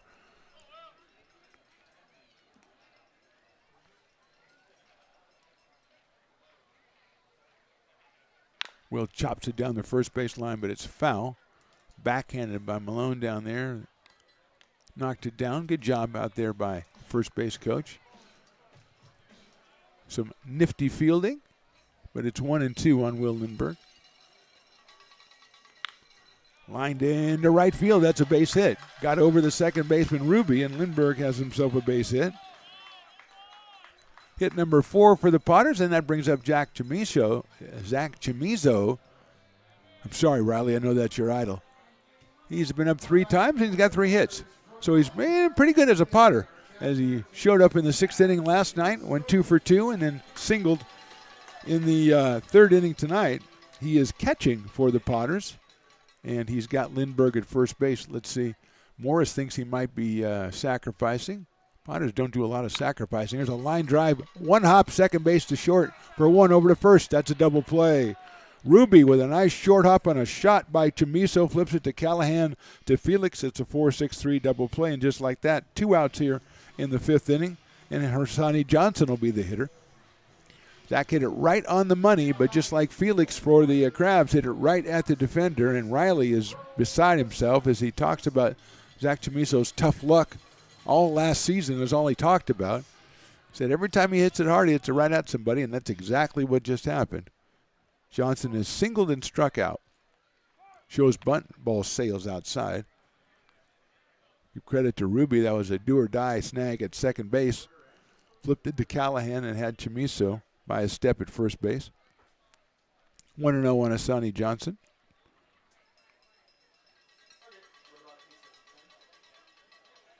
Takes that one on the outside corner, evens the count up at 1-1. Hassani from Oak Grove, California, and University of Louisiana Monroe against Sasso from Colorado State Pueblo.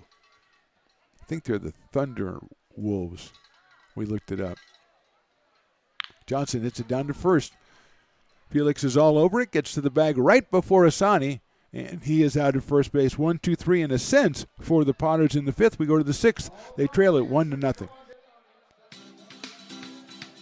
Astro Air Design Incorporated, where you feel the difference. We are a locally owned and operated heating, air conditioning, and custom sheet metal company committed to the highest quality of craftsmanship at a competitive price. Our trained and certified technicians have the knowledge and experience required to install, maintain, or repair your home comfort solutions. Our upfront pricing gives you the peace of mind because you know your price is locked in. Call Astro Air Design Incorporated today.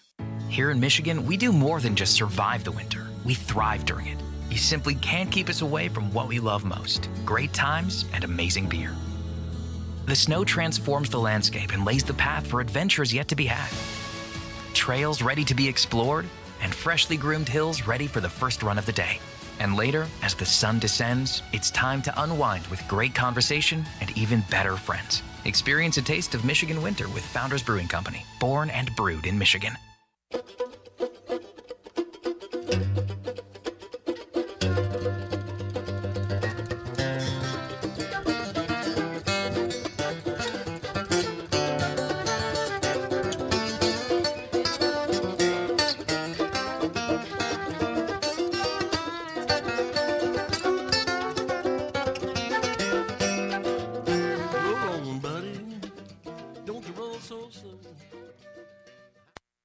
being a laborer means everything.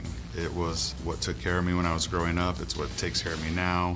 Because of President Biden and the money he's put into infrastructure, the need for our workforce to expand is out of this world.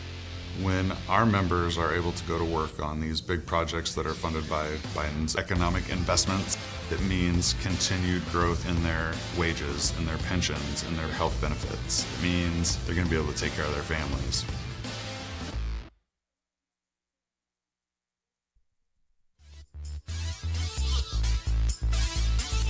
Top of the sixth inning, a new pitcher for the Potters. His name is Gerald Hansen. He's out of Roseville, California. He's making his fourth appearance of the season, 6 1/3 innings.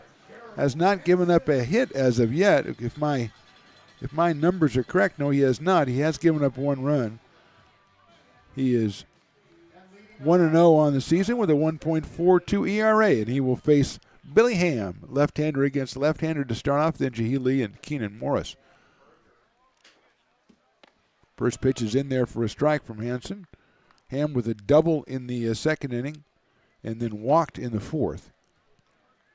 Billy is 5 for 10 in the series.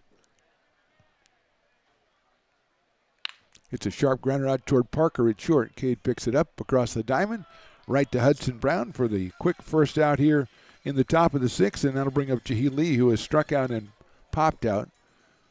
Lee catching tonight for the Crabs. Speaking of catching, I think Chamiso has been replaced behind the plate, but Riley and I can't tell the number because the equipment is covering it. But we're pretty sure that's not Zach anymore.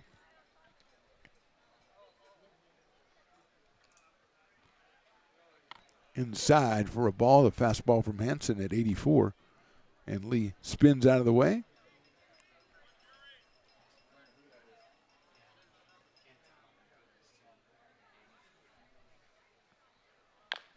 That's a big chopper, but it's foul. Hansen 5 strikeouts and 5 walks in his 6 1/3 innings.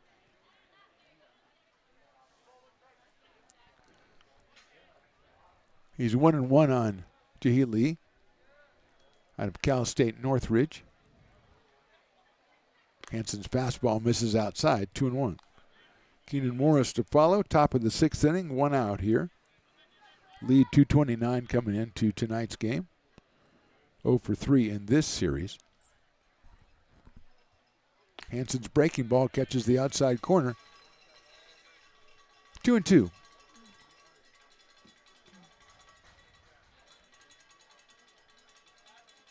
No activity for the Crabs as they've had Sasso. Not a lot of pitches for Cameron through 5 innings.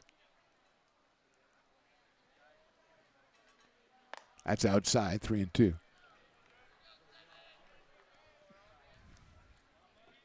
Martinez, 5 innings, 3 hits, 1 run. Walk 4, hit 2, and struck out 2.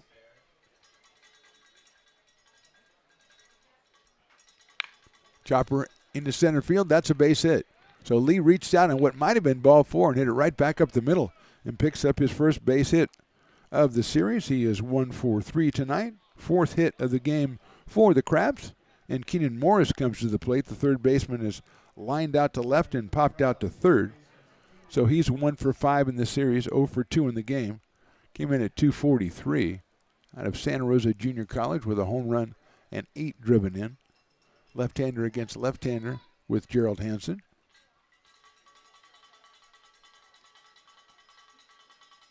In the dirt, good block by the Potters. 1-0.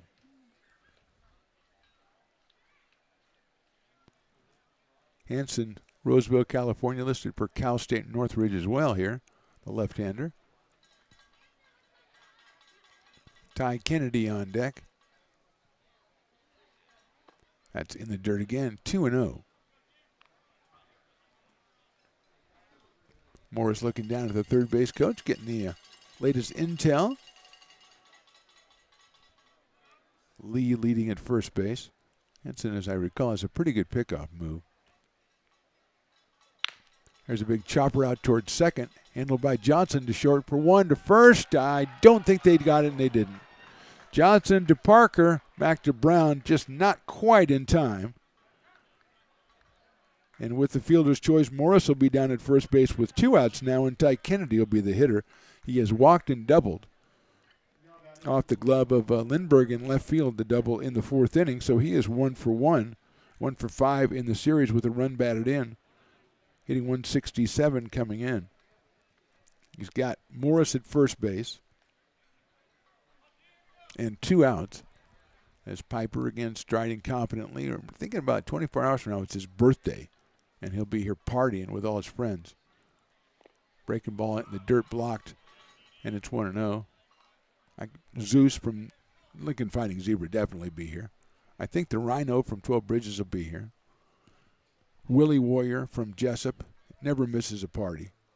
And again, at least once I know Slamson was out here. I don't know that he'll be here tomorrow. So a lot of fun out here tomorrow. He's got him picked off. The runner's going. Brown can't handle it. And sliding in safely is Morris. So Brown got the throw from Hansen, went to throw it to second. Slipped out of his hands, and Morris is at second base with 2 outs.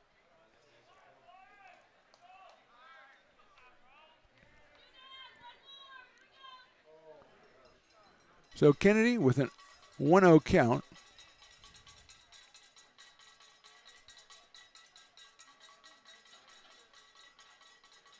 Popped up, right side, out of play.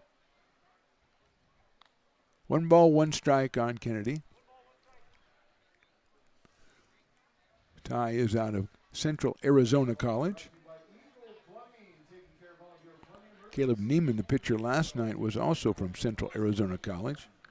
So they're hitting the Central Arizona area pretty hard, are the Crabs. I guess you live in Arizona, you go to Arcata. That's kind of a different look. Breaking ball is fouled out of play down the right field line. A different feel, I'm sure, as it's 1 ball and 2 strikes now on Kennedy. He has a brilliant diving catch to rob J.R. Freethy of extra bases earlier in the game.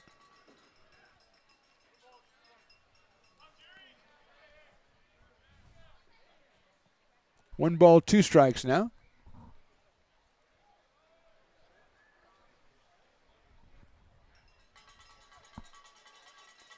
Hansen working in his first inning in relief of Anthony Martinez. 1-2 pitch, call, strike 3. So Potters give up 1 hit, but no runs. We go to the bottom of the 6th. Crabs still on top, 1-0.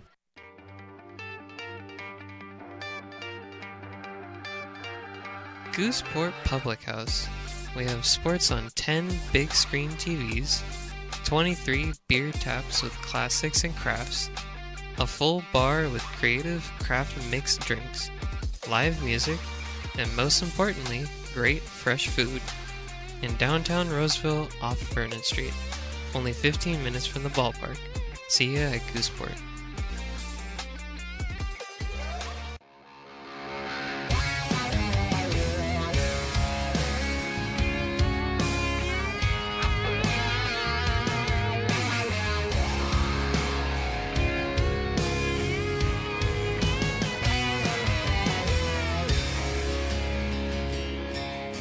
Old man knocked on my front door with my teenage boy and a couple more from up the road.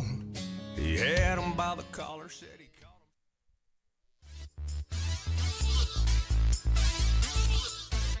Bottom of the 6th inning, we just saw the bat spinning race. The winner kind of went straight there. The loser is going to be leaning left a lot for the rest of his life, I think. He kept going left and left and left.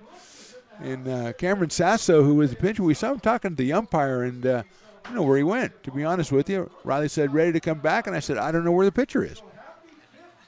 And the umpire is talking now to the Potter side. Cameron, I thought, came out and took his warm-up tosses. Then he was talking with his catcher, Jihi Lee. And so the umpire goes, just give me some baseballs and we'll figure it out later.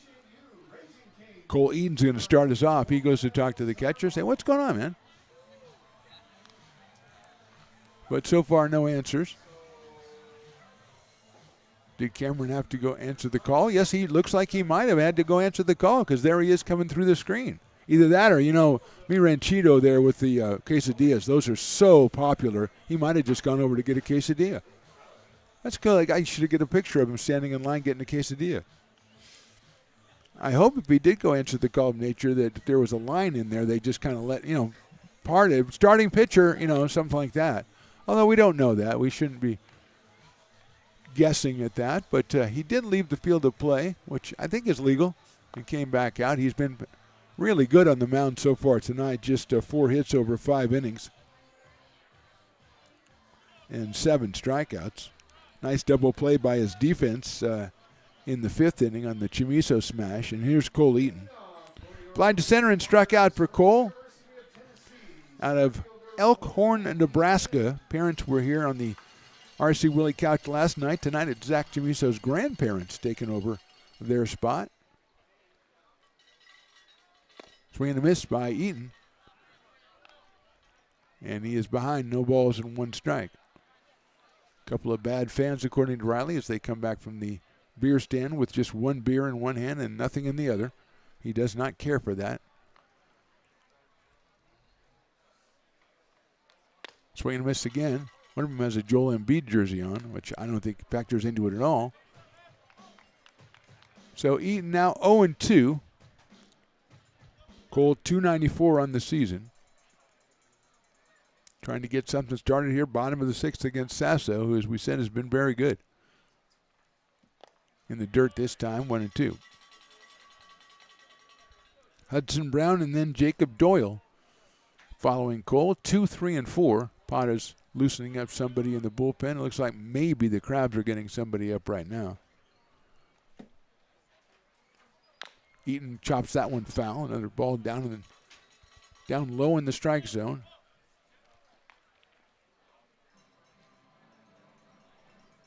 Sasso's been out there all 5+ innings for the Crabs. Anthony Martinez went the first 5 for the Potters. Gerald Hampson came on to pitch the 6th. 1-2 coming up. Eaton pops it up. Might get out of play. Jahee Lee makes the catch. So Eaton retired and a pop up to the catcher for the first out here in the 6th, and that'll bring up Hudson Brown, who struck out and singled in this game. Hudson struck out in the first inning, then singled in the 4th. Got as far as third base, but Potters couldn't get him in.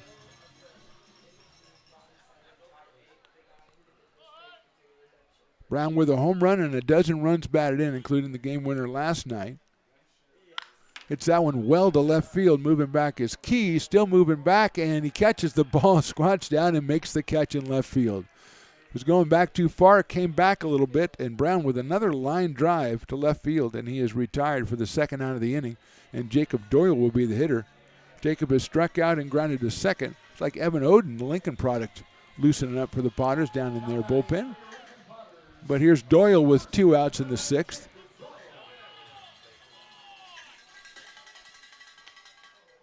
Doyle takes that one inside corner, strike 1. Great location by Sasso, and changing speeds on his pitches have been the key to his success so far through 5 2/3.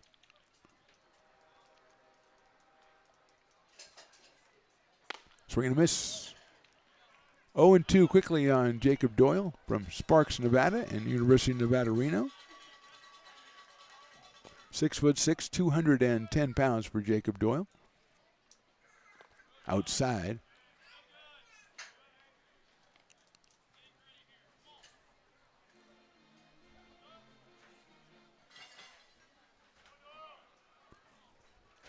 One and two.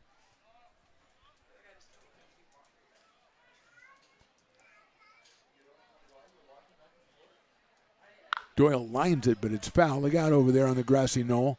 Skips through over there to the fence. A newly revamped grassy knoll area. That was a shot off the bat of Doyle.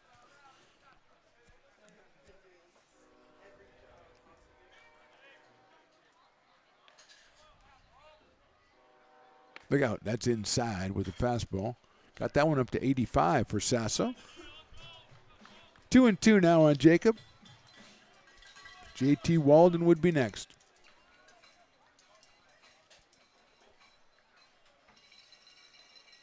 Swing and a miss. Another strikeout for Sasso. Another 1-2-3 inning. We go to the 7th. Crabs on top, 1-0.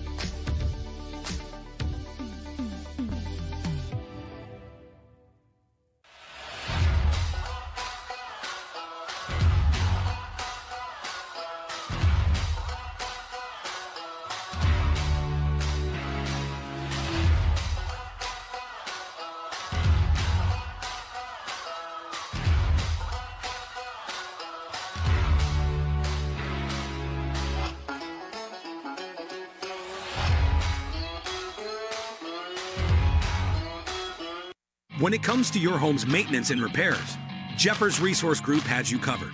Our handyman services offer a comprehensive range of expertise, from minor carpentry to drywall, electrical and flooring for property managers, landlords, and renters alike.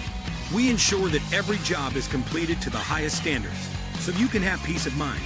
Contact us today to discover how Jeffers Resource Group can help keep your home in top shape.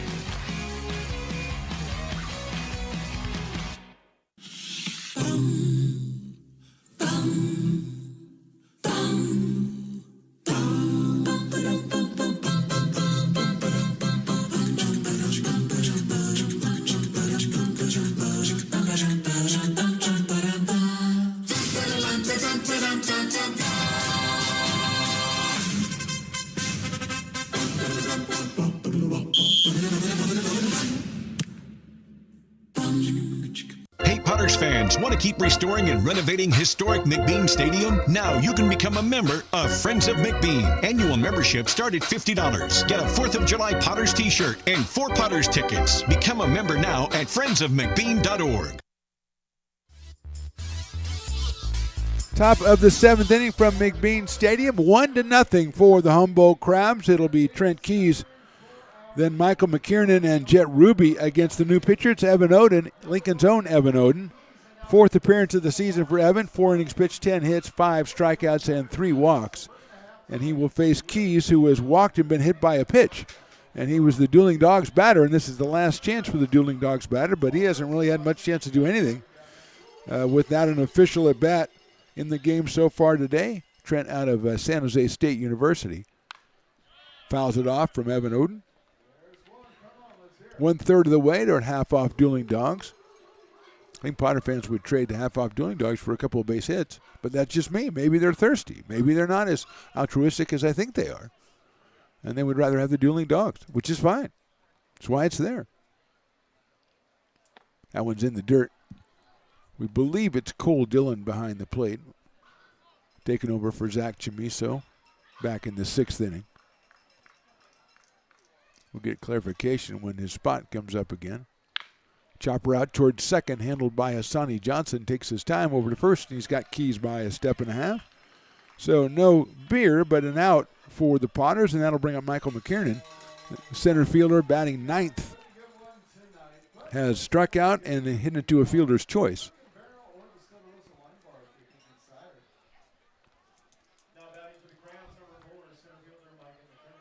So McKiernan settles in. Piper's still hanging out. Sometimes Piper will go back to the concourse or something, but he's still hanging out here.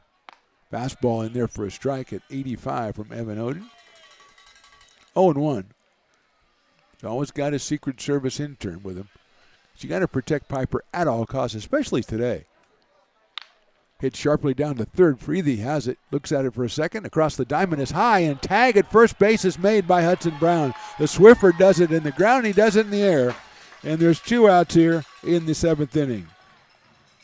Jet Ruby will be the hitter after a fine defensive play by Hudson Brown over there. And I think the manager is going to come out from Humboldt and talk to the first base umpire and maybe just get him to say, hey, could you ask the other umpire if he saw it differently? I did not see it differently, so if they ask me, I will say he was out. But they have never done that. They should. They might think about it, but they're not going to. And everybody is satisfied except for the manager, who is not satisfied. But Ruby will come up to the plate anyway. He's flied to center twice, and he's walked in this one. Jet 364 to start the night off out of Fresno State University. I believe they're the Bulldogs. Fastball outside corner, call strike. Evan up to 87 on that one. 0-1 on Jet Ruby.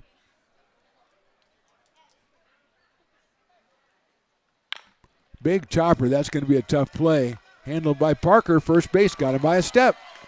Good play by the infield, 1-2-3 for Evan Oden. We go to the bottom of the 7th.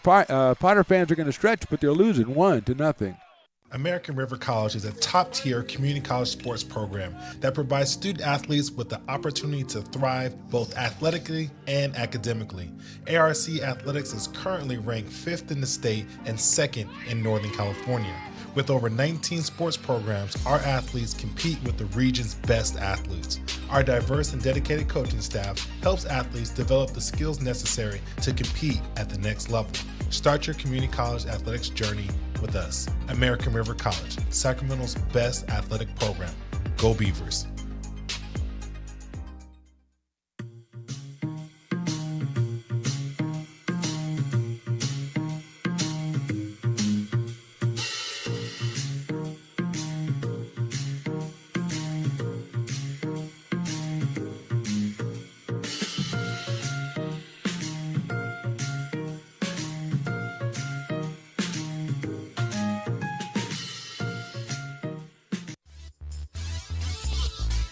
Bottom of the seventh inning, time running out for the Potters. They trail it 1-0. The only run of the game back in the third inning on a bases-loaded hit batter to give Humboldt the lead. Cameron Sasso has been fantastic. 4 hits, 8 strikeouts over 6 innings. He wasn't a strikeout pitcher coming in, just 12 in 14 2/3 innings, but he's got 8 in 6 innings tonight. He's got J.T. Walden, J.R. Freethy, and Cade Parker coming up to the plate as he goes into his 7th inning of work.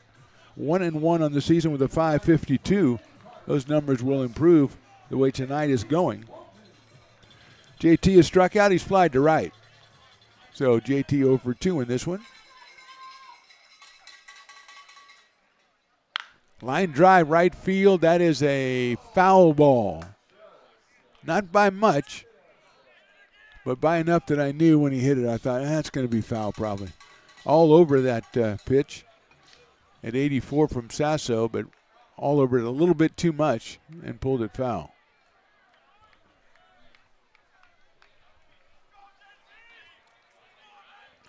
Oh and 1 on JT.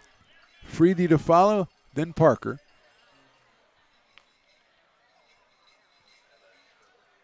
That one's right down the middle for a strike. That's at 81. Good to see everybody enjoying the Fat Cat, coming back up with dogs and brats and stuff. Coming back from downstairs. Come inside the gates, look right to your left, and there's the Fat Cat stand. Swing and a miss. Got Walden on strikes after that big line drive. Comes back with 2 strikes right away. That is 9 strikeouts for Cameron Sasso. And J.R. Freethy is the hitter. Looks like Russell Pettis loosening up for the Potters in their pen. As Oden threw very well in his inning, if it's all he's going to get. That has been the formula, starting pitcher and then relief pitchers go an inning apiece. Here's JR. Outside corner for a strike. JR has flied to right and walked. His fly to right was a brilliant diving catch by Ty Kennedy in right center field back in the second inning.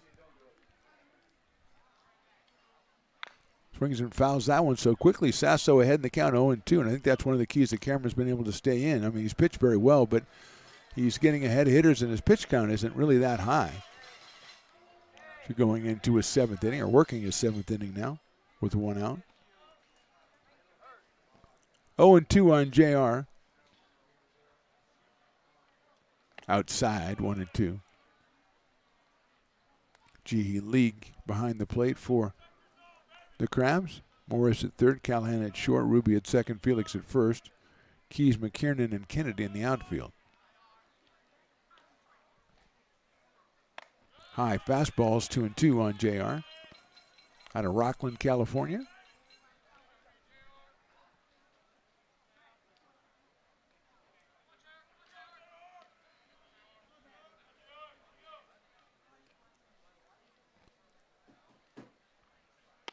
Fastball, call strike 3. Strikeout number 10 for Cameron Sasso. Freethy goes back to the dugout and makes way for Cade Parker. Cade is grounded back to the pitcher and struck out, so he is 0 for 2 out of Panama City Beach, Florida, and Georgia Southern University. And the Potters are running out of time here as they want to try to get a sweep of this series, and Parker fouls it down the third base line.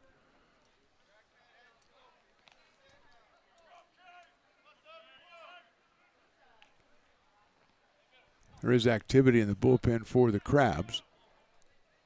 As Sasso going through 6 2/3 innings. That one's in the dirt. 10 strikeouts now for Cameron.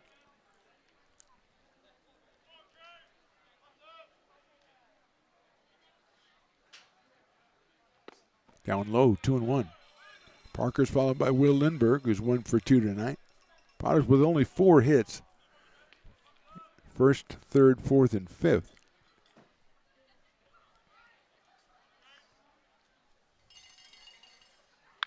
Chop foul down the left field line. It'll be 2 balls and 2 strikes on Cade Parker.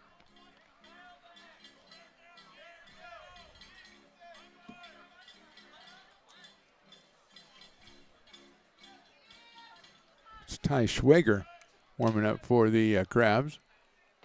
Outside for a ball, 3-2. Ty from Washington State University, 6'1", 215. So he is losing, but right now Cameron Sasso seems to have things pretty well in hand as he goes 3-2 to Cade Parker. Chop foul. Staying alive at the plate. Nolan Thebe bringing the new baseballs to the umpire. So we'll do it again, 3 balls and 2 strikes on Cade Parker. He does have 2 home runs and 10 runs batted in on the season.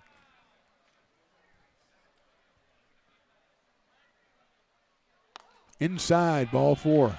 We're going to check, I think, with first and see if they swung, but I don't think he did. Parker gets the base on balls.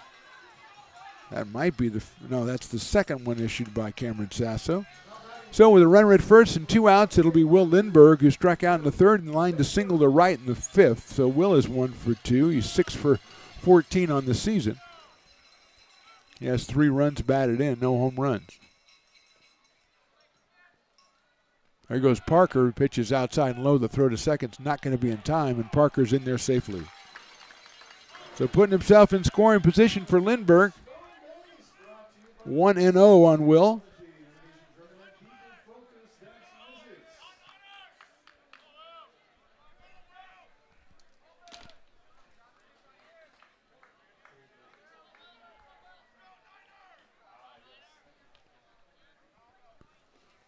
To Will. Inside and low for a ball. Cole Dillon is on deck, so he has come on in Chamiso's place behind the plate and now in the batting order. Zach was 1 for 2 while he was in there. So Dillon is on deck, but it's all about Will Lindbergh here. 2 outs and Parker at second base. Callahan with a left-handed hitter can kind of shadow him and keep him close. Lindbergh takes on the inside corner for a strike. 2-1. Will out of Gold River, California, Cal State Northridge.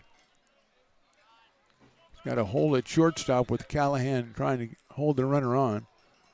Ruby's pulled way over towards right field at second base. Will check swing, and it's on the corner for a strike. 2 balls, 2 strikes.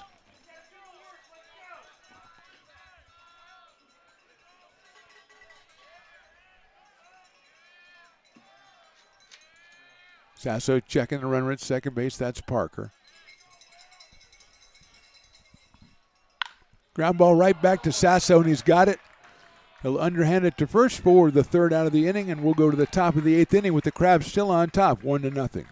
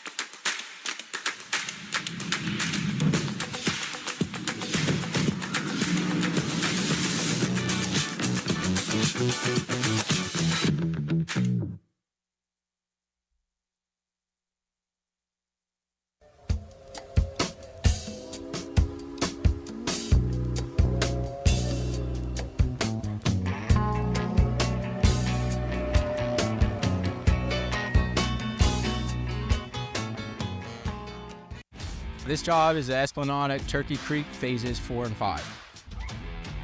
Our scope of work for this project is full scope, so we've got all the underground, all the joint trench, and all the topside included with it.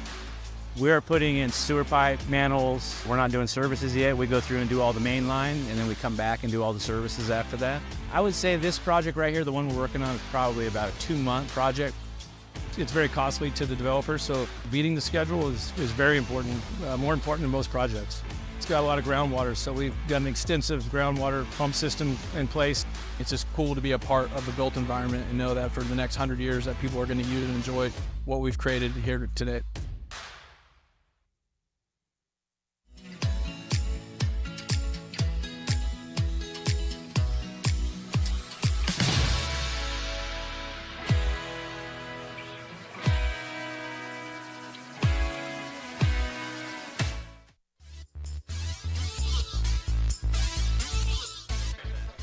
Top of the 8th inning, Potters trail at 1-0. Russell Pettis is the new pitcher out of Cal State San Marcos. Just his second appearance. He's pitched 1 inning so far, given up 1 hit and struck out 1. No 1-loss record and no ERA for Russell. And he's in here in what we call the old pitcher's duel, as Sasso has gone 7 innings and a bunch of Potters have gone 7 innings. And we've got 1 run up on the board, and it's scored on a hit batter with the bases loaded. And here is Colin Callahan, who was that batter back in the 3rd inning. First pitch is a strike from Pettis. He's also singled and grounded to short. So 1 for 2 for Callahan. He's got the only run batted into the game. He's followed by Javier Felix and then Billy Ham. 2, 3, and 4 for the Crabs here in the 8th. Next swing, and it's fouled, so it's 0-2. So Pettis out of Elk Grove, California, and going to California State University, San Marcos, not Cauliflower State University. There's a little looper, and that is going to get into right field for a base hit. Right between first and second. And it's a single for Callahan, his 2nd hit of the game. Just the 5th hit for the Crabs, but it brings up Javier Felix, who's hit a couple of balls really hard. He's lined out to third twice and flied to center. So Javier 0 for 3, hitting a little bit of tough luck here today. Good to see fans bringing beers back in the top of the 8th. That means they went out there in the bottom of the 7th when the beers closed. They got there before it closed. Well done. Swing and a miss, maximizing their beer time. 0-1 on Felix. We're in number 33 out of Cal State Monterey Bay. So Callahan with a single to start the top of the 8th. Cowbells are going, at least from that lady. High pop-up, right side out of play. So it's quickly 0-2 on Felix as he took a big cut at that one. He came into the game at .362 with 4 home runs and 19 runs batted in. 2 for 11 in the series. A couple of hard hit outs. Callahan leading at first base as Felix asked for time, and it's granted.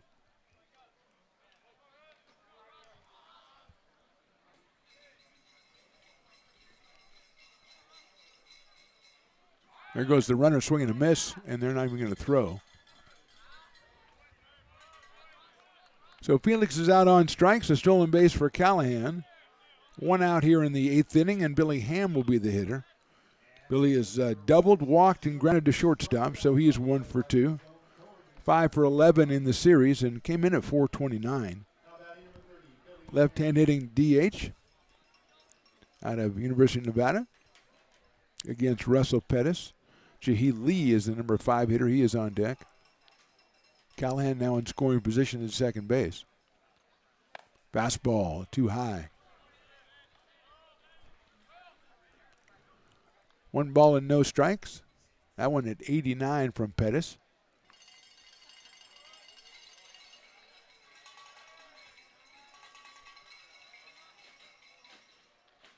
Swung on and missed.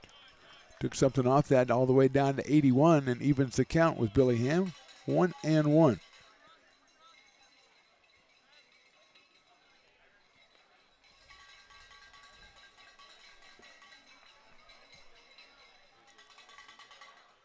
That one outside corner, strike 2.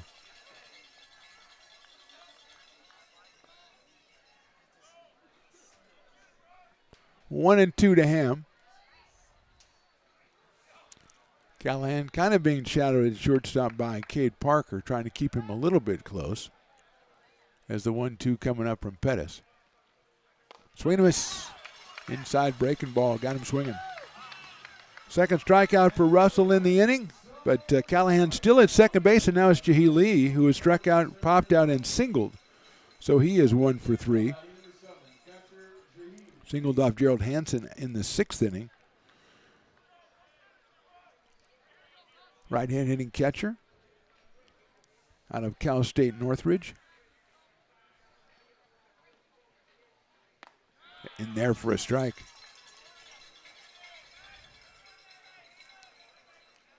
Outfield pretty deep for Jahi Lee. So have Doyle in right kind of creeping in case there's a base hit. He's going to try to play at the plate. That's in there, strike 2. That one at 80. And a couple of pitches that lead just didn't seem ready to deal with. And he's down 0-2. Callahan leads at second. He's able to get a pretty big lead as Johnson at second base moved over a little bit, but not too far. So Callahan pretty far off. There's a little blooper out in the left field. Coming on is Lindbergh, and he makes the catch for the 3rd out. Good job by Pettis to get out of that one. We go to the bottom of the 8th. Potters still trail this one 1-0. I'm Bill Spear, North Valley president of 5 Star Bank. In a time when business can feel so uncertain, we're here for you every step of the way. I know they have a lot of bells and whistles within their bank, but just the relationship piece here locally on the business side is huge for us.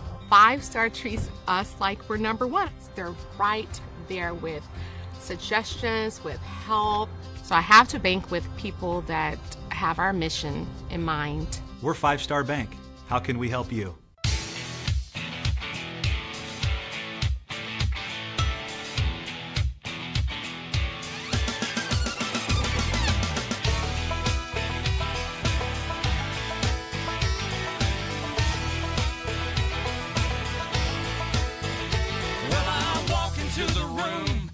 Out $100 bills, and it kills and it thrills like the horns on my Silverado grill. And I buy the bar double. Hi, Bill Evans, president of the Placer County Association of Realtors. We're in the store, our conference facilities, an amazing team help us keep together an amazing organization. And we thank them all. This organization can't do what it does and can't run the way it runs without the help of so many members volunteering their time. The success of the Placer County Association of Realtors is largely dependent on our active volunteer members to help our organization and industry. The work of our committees greatly impacts our ability to champion efforts across the board and giving back to the Placer County community wherever we can. Like all service organizations, I wanted to serve. And getting involved with the affiliate committee was the perfect way to do that. I love being able to serve my community with my business friends and other leaders and give back to those who are in need. The thing I love about the PCAR committees is they all work toward the same goal of bringing the community together to support those in need in our surrounding area. I instantly came to the meeting and had a wonderful time, felt like I was a part of something bigger, and it was just the start of my leadership journey.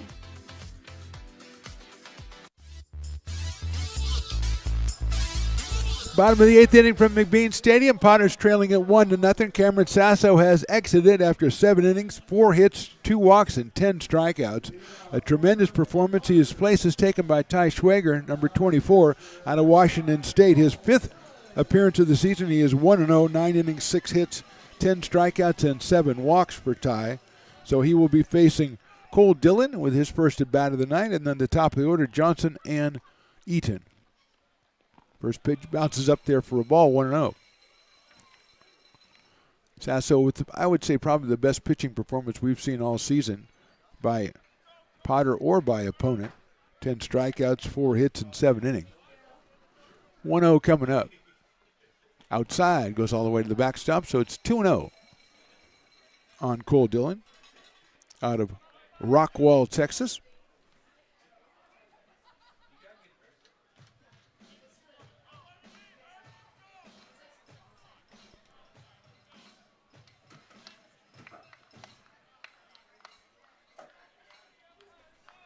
Two balls, no strikes. Dillon at 250 on the season. Takes ball 3 outside. That one closer than the other two, but still not close enough. 3-0 with Asani Johnson to follow.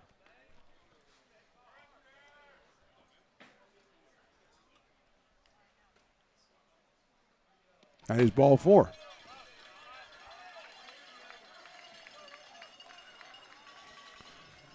So Dillon at first base. Here is Asani Johnson, and Asani has been known to square in the past, so wouldn't be surprised to see that one coming up, and neither would Keenan Morris, who moves in at third base. Felix is going to have to hold the runner on at first, of course, as Cole Eaton moves into the on-deck circle.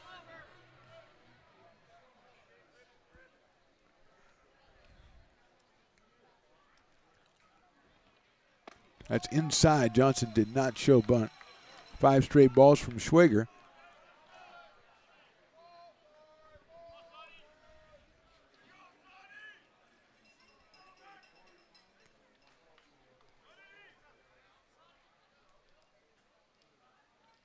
That's a high fastball at 88, so it's 2-0, 6 straight balls from the new pitcher here as we are in the bottom of the 8th inning.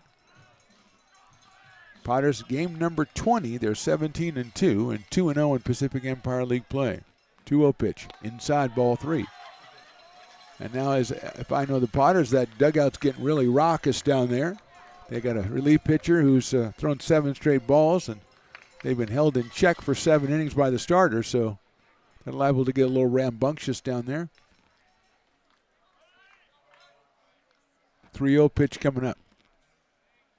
That is in there for a strike at 88 from Ty Schwager.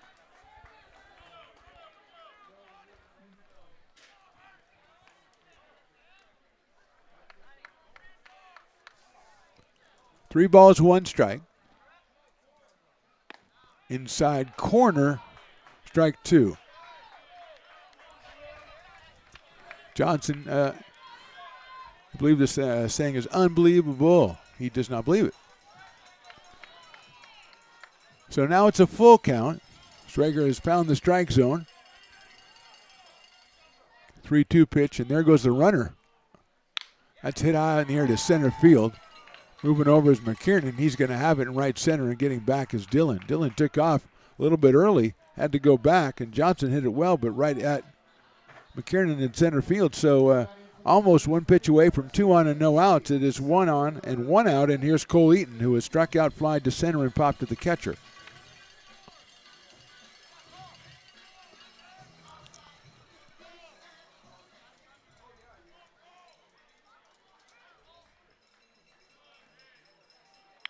That's popped out of play. 0-1 on Cole. Comes in at 294 out of Elkhorn, Nebraska, and the University of Tennessee. Short lead at first. The ball is high. 1-1.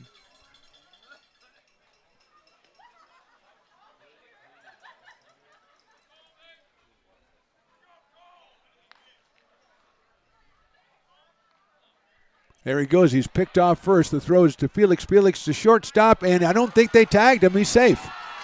Coming over is Callahan to get the throw, and it spun him around, and sliding in safely somehow is Cole Dillon. The throw to Felix kind of got him off balance, and his throw to Callahan did the same, and somehow Dillon is safe at second base. And the Potters have the tying run in scoring position with 1 out here in the 8th and a 1-1 count on Cole Eaton. Outside, 2-1. Hudson Brown on deck.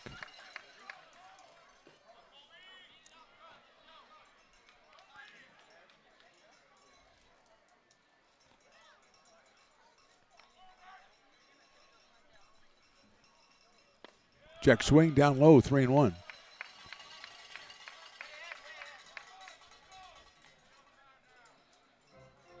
Eaton walking around, thinking about things, looking at Lavanier down at third base. Lavanier. Swinging a foul on a fastball, 87. Cole had a good rip at, but it's now 3 balls and 2 strikes.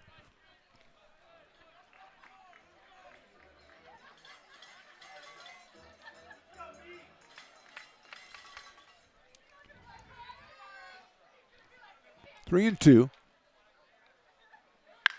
High fly ball out towards center field. Hit pretty well, but McKiernan has a beat on it. We're going to tag at second. Let's see if he goes. No, he's not going to. And it's cut off by Callahan. So a couple of flyouts to center field. Runner still at second base, and it'll be Hudson Brown, the hero of last night's game. He had a 3-run home run in Tuesday's game. And Hudson's going to get the free pass from the Crabs. So Hudson goes down to first base. So first and second, and brings up Jacob Doyle, who has struck out twice and grounded out to second base.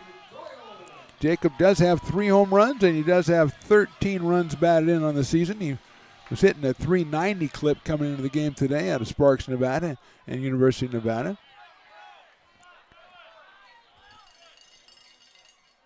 Takes the breaking ball inside. He got away, but Dylan didn't pick it up early enough, so he's going to go back to second. He's mad at himself for not seeing that, as he bounced away from Lee behind the plate. 1 ball and no strikes on Doyle. They came with the breaking ball on the first pitch.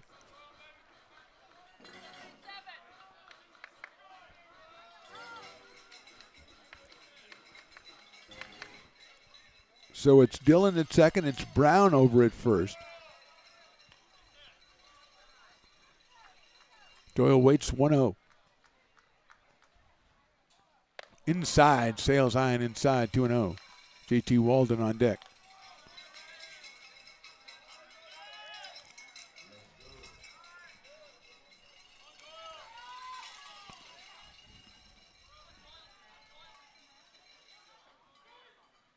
That's in there for a strike, 2-1. That's 88 from Schwager. Ty from Washington State University. It's a 2-ball, 1-strike count on Doyle.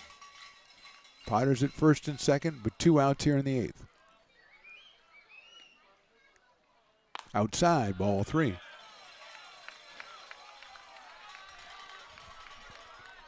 Cowbells are rocking, 3-1 on Doyle.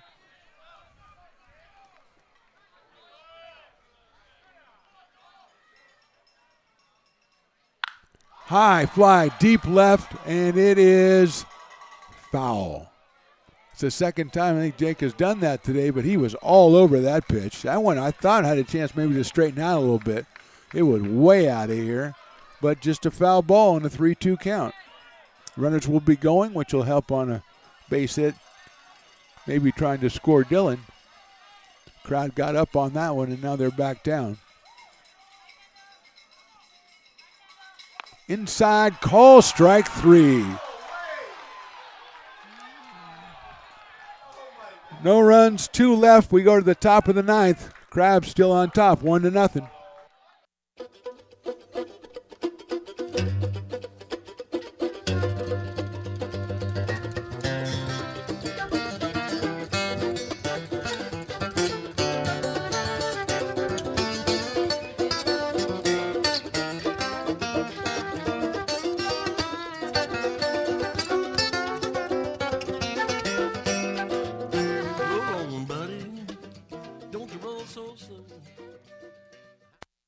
Being a laborer means everything. It was what took care of me when I was growing up. It's what takes care of me now. Because of President Biden and the money he's put into infrastructure, the need for our workforce to expand is out of this world. When our members are able to go to work on these big projects that are funded by Biden's economic investments, it means continued growth in their wages, in their pensions, in their health benefits. It means they're going to be able to take care of their families.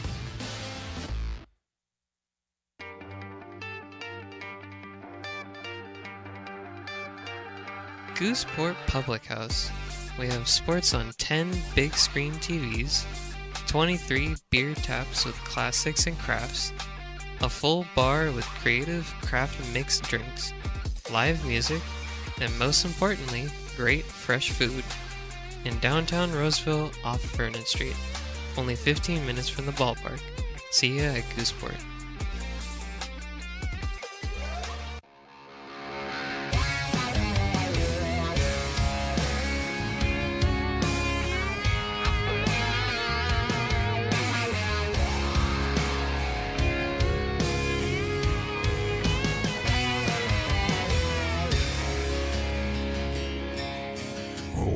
man knocked on my front door with my teenage boy and a couple more from up the road.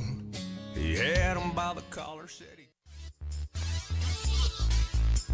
Top of inning number 9, Micah Marquez is the new pitcher for the Potters. He is the 5th Potters pitcher after Martinez, Hansen, Odin, Pettis, and now Micah Marquez. He is making his 5th appearance, 11 innings, 7 hits allowed, ERA of 2.45 for Micah.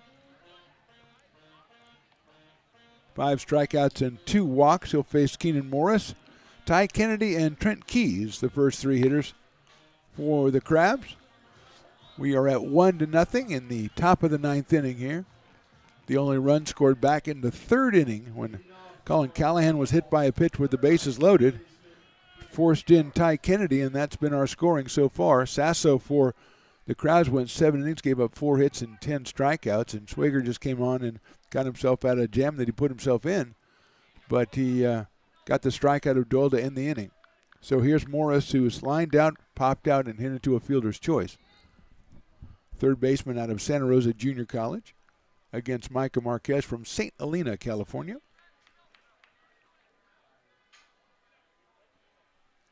5'10", 180 pounds, Micah Marquez. Inside for a ball.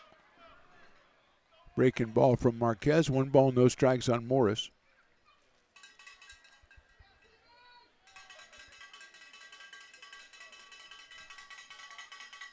Cowbell's rocking it. Look how that hits him. So first one was inside, that one was more inside. And Morris will go down to first base, hit by a pitch. Third Crabs batter to be hit by a pitch today, and that will bring up Ty Kennedy, who is walked, doubled, and struck out. And I would not be surprised to see the Crabs go for the sacrifice here with a 1-run lead in the top of the 9th. Freedy is at third base for the Potters. He's pretty much even with the bag and now kind of creeping up a little bit. He might share my feelings. No bunt and a pop-up right side. Brown's going to give chase, but it's out of play.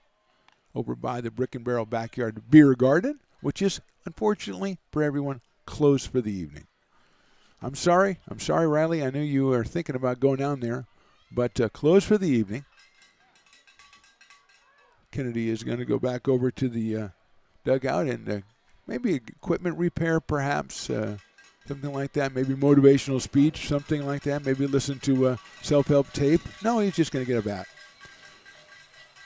Maybe he's getting some earplugs for that one cowbell that's just rocking it. But whatever he's done or needs to do, he's back in the batter's box, 0-1 here.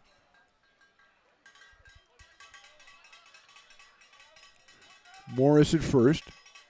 Nobody out here in the 9th inning. Crabs lead by 1. In the dirt, nice block by Cole Dillon. 1 ball and 1 strike. Trent Keys will follow.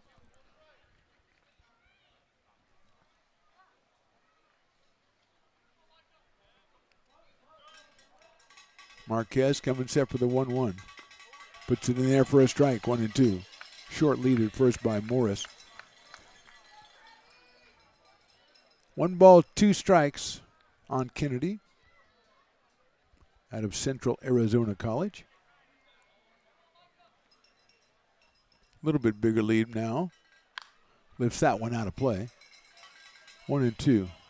Thinking Central Arizona College, located middle of Arizona. What I'm thinking, Riley, the engineer. I know you're an engineer and not a geography expert, but I'm asking your opinion. All right, get back to me. It does require a bit of study. I concede that. We'll do 1 and 2 again. Here it is. High in the air, short, center field going out. Second baseman, I thought he got it. He drops it, and getting into second base safely is Morris. Johnson got all the way out there. I thought he was able to make the play, but he wasn't. It's going to be a single. Moving to second is Morris. Just the 6th hit for the Crabs, but it puts runners at first and second with nobody out here in the 9th. And Trent Keys, who was walked, been hit by a pitch and grounded to second. The left fielder out of San Jose State came in at 154, does have a home run and 4 runs batted in.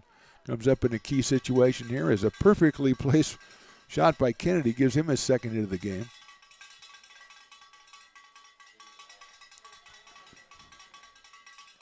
Keys is going to bunt it. He does out in front of the plate. Picked up by the catcher. Dillon goes to first base. Nice play by Cole Dillon. But a good sacrifice by Keys as he gets runners to second and third with just 1 out and brings up McKiernan, the number 9 hitter. Dillon thought about maybe going to second on that one, but decided against it and went to first base to Hudson Brown. So McKiernan comes up with 3 runs batted in on the season, and now they're going to put him on. So the number 9 hitter hitting .077 and 0 for 3 so far today, but they're going to put him on to get the force in effect for the leadoff hitter, Jet Ruby, who's flied to center twice, grounded to short, and walked.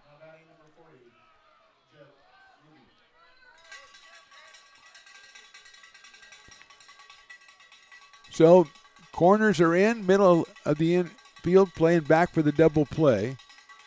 Ruby takes a strike, 0-1. Jet came in at .364 with 6 runs batted in for the season. He is 3 for 12, 3 for 13 in this series. A 1 pitch misses outside, 1-1. Morris at third, Kennedy at second. At first is McKiernan.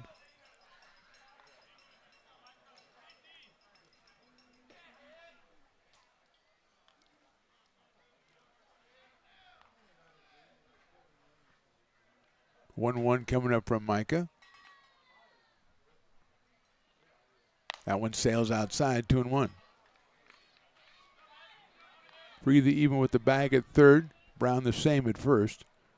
Johnson and Parker in double play depth in the middle. Left-hand hitting leadoff man Jet Ruby from Fresno State University. 2-1 coming up from Micah. In the dirt, 3-1.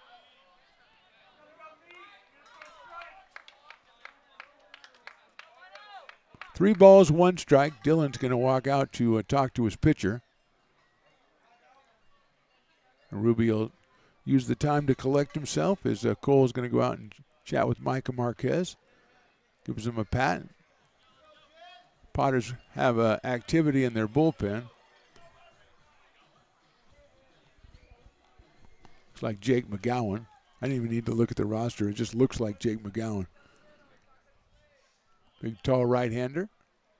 3 balls, 1 strike on Ruby. Colin Callahan is next.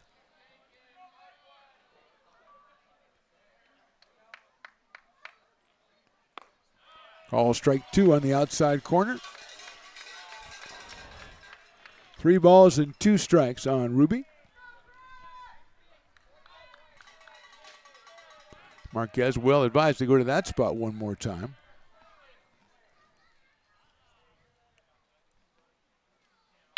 Line drive, right center field. That's a base hit. Here comes 1 run to score. The second run is going to hold up. And it's station to station for the Crabs. A single by Ruby. He drives 1 in. Scoring is Morris.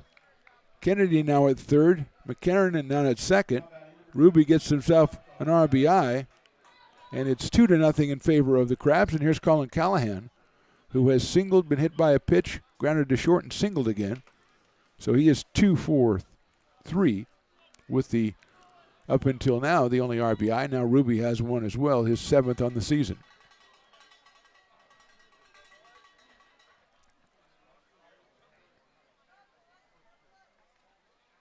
There's a chopper, a slow chopper to second. Johnson played back. He flips it to second for 1. They're not going to have time to get another one. So it's a fielder's choice and an RBI for Callahan. Scoring the second run is Kennedy. Ruby is retired at second. That one, I think Hassani thought that was hit a lot harder than it was. Flipped it over to second and no time for the double play. So now first and third, 2 runs in and a 3-0 count score, and Javier Felix is the hitter. Fouls that one back over the tarp, so it is 0-1 on Felix, who has lined to third, flied to center, and struck out.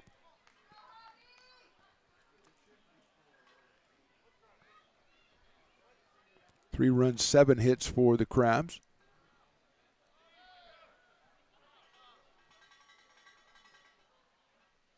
That one on the outside corner for a strike. No runs, 4 hits for the Potters. 0-2 quickly on Javier Felix. Callahan at first. He'll probably be going over there. He's not. That's a high fastball, 1-2.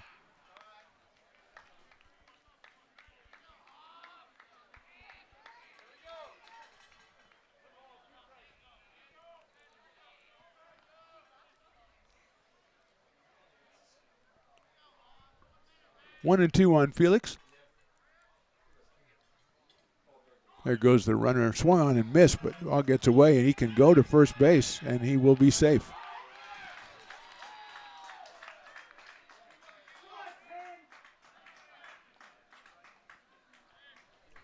That'll load the bases again as Felix can go, even though first was occupied because there were 2 outs, and Billy Ham is the hitter. Ham has doubled, walked, grounded out, and struck out, so he's 1 for 3. Got McKernan at third, Callahan at second, and Felix at first.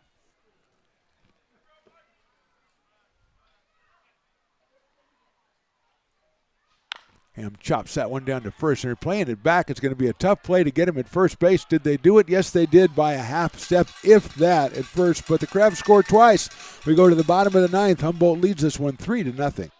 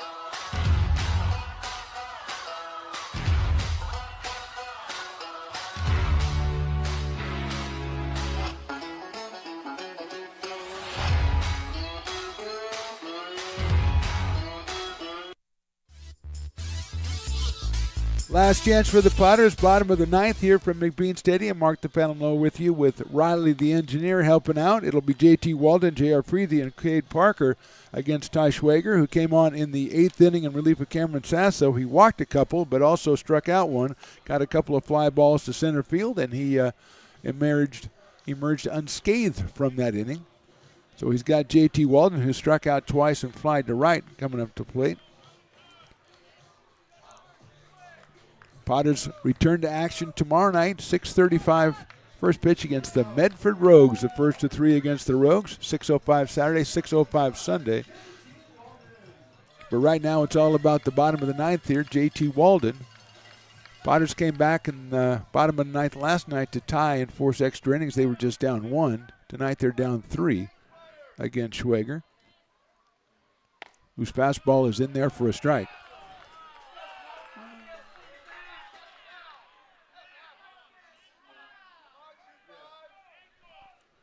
Oh and 1 on JT.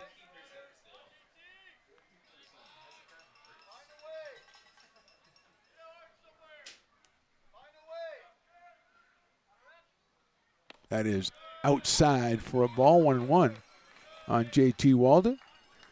Came in at 382, does have 3 home runs. Has driven in 21 this summer already. 1-1 pitch is hit sharply but foul down the first base line. The fastball from Schwager at 87. 1 ball and 2 strikes now.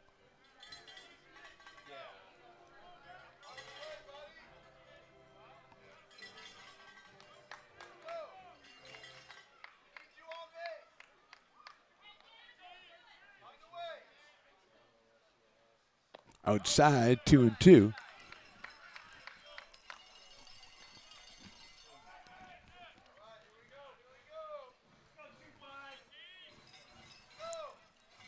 Two and two.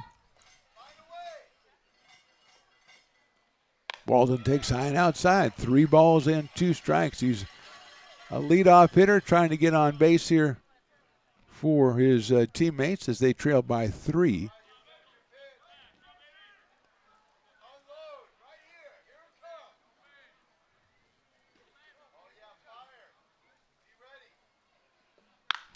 Line drive foul down the right field line. Potters have had a lot of loud foul balls tonight, but it hasn't really helped them as they've been held to just 4 hits by Sasso and Schwager. So it'll be 3-2 on JT once again here.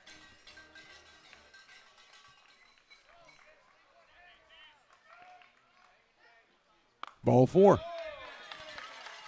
Good at bat for JT Walden. He gets the base on balls, and that'll bring up J.R. Freethy. JR has struck out, walked, and flied to right. Actually, a great play in right center by Ty Kennedy that robbed him back in the second inning. G. Lee is going to go out and talk to Schwager. Loosening up in the pen for the Crabs. Looks like a right-hander out there. And now we're going to have a meeting at the mound by the Humboldt Crabs. Going to go out and talk to Schwager and probably give his guy a little more chance. And no, I think we're going to have a replay. He's already walking in. So we're going to have a new pitcher coming on after the leadoff walk here in the bottom of the 9th. Potters still trail it 3-0. When it comes to your home's maintenance and repairs, Jeffers Resource Group has you covered. Our handyman services offer a comprehensive range of expertise, from minor carpentry to drywall, electrical and flooring for property managers, landlords, and renters alike. We ensure that every job is completed to the highest standards, so you can have peace of mind. Contact us today to discover how Jeffers Resource Group can help keep your home in top shape.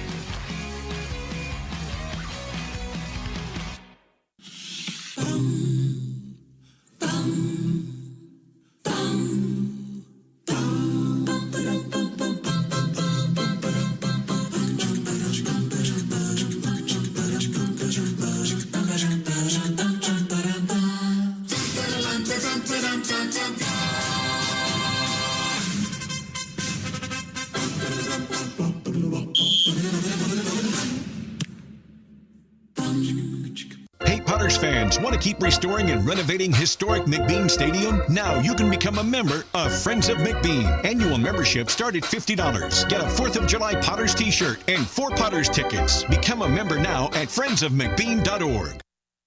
American River College is a top-tier community college sports program that provides student athletes with the opportunity to thrive both athletically and academically. ARC Athletics is currently ranked 5th in the state and 2nd in Northern California. With over 19 sports programs, our athletes compete with the region's best athletes. Our diverse and dedicated coaching staff helps athletes develop the skills necessary to compete at the next level. Start your community college athletics journey with us. American River College, Sacramento's best athletic program. Go Beavers. New pitcher is Caleb Neiman for the Crabs. His 6th appearance, 9 1/3 innings, 8 hits, 3 runs. He is 1 win and 1 loss. I believe he is the losing pitcher in last night's game, a 1.92 ERA for Caleb. He'll face J.R. Freethy, who, as we said, struck out, walked, and fly to right. Walden at first. Potters trail by 3. And nobody out here in the 9th. High fastball, 1-0. Cade Parker scheduled next for Lincoln. So Schwager went 1+ innings. He struck out 1, walked 3.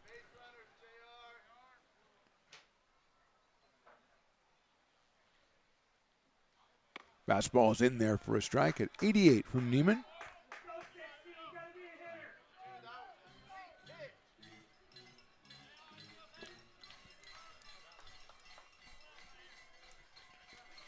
Walden, very short lead at first base. Potters, no activity in their pen in case they tie it up.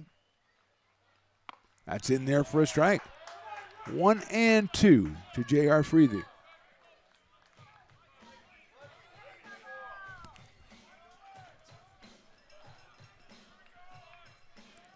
Riley was making the universal sign for right down the middle. Don't ever make that sign again, Riley. That is not the universal sign for what you think it is. 1-2.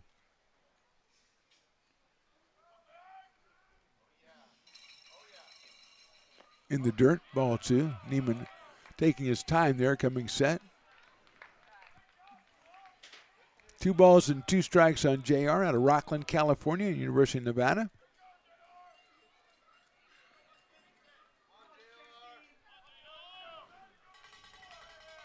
Cowbell's still working after all these years.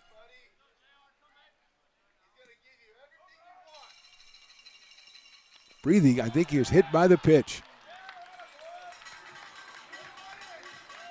So Potters somehow bring the potential tying run up to the plate in the presence of Cade Parker.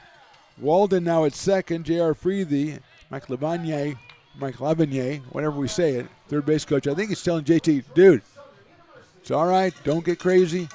Don't get thrown out. We need you. We need you and the next guy to even get in this game. So be careful out there. Parker has struck out, walked, and grounded back to the pitcher.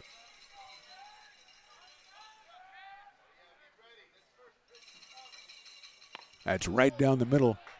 Don't make the sign for that, Riley. 0-1 on Cade Parker. Panama City Beach, Florida, Georgia Southern University. Will Lindbergh to follow. Walden at second, Freethy at first. That is strike 2.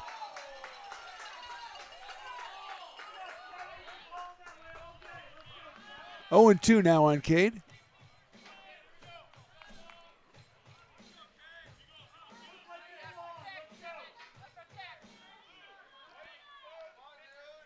Neiman, the third pitcher. Sasso started, then Schwager, and now Caleb Neiman. Got an 0-2 count. Swing and a miss. 12 strikeout for the Crabs pitchers tonight, and Will Lindbergh will come to the plate. He has struck out, singled, and grounded to the pitcher. Hit the ball hard to the pitcher, but right back at Sasso in the 7th inning. Last out that Cameron recorded before he went to the dugout.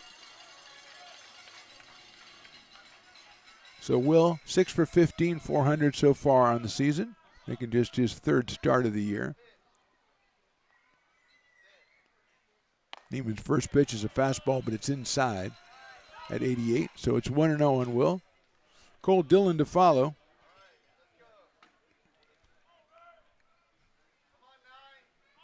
Walden at second, Freethy at first. 1-0 on Will.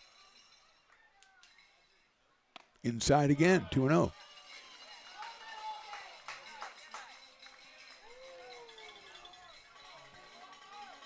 Home game number 20 for the Lincoln Potters out of 40 on the season.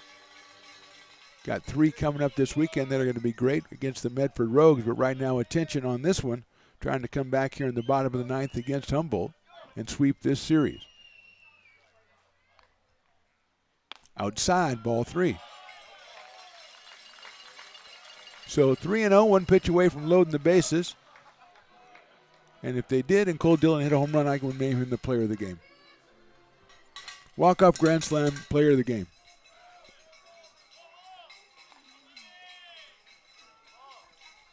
Three balls and no strikes.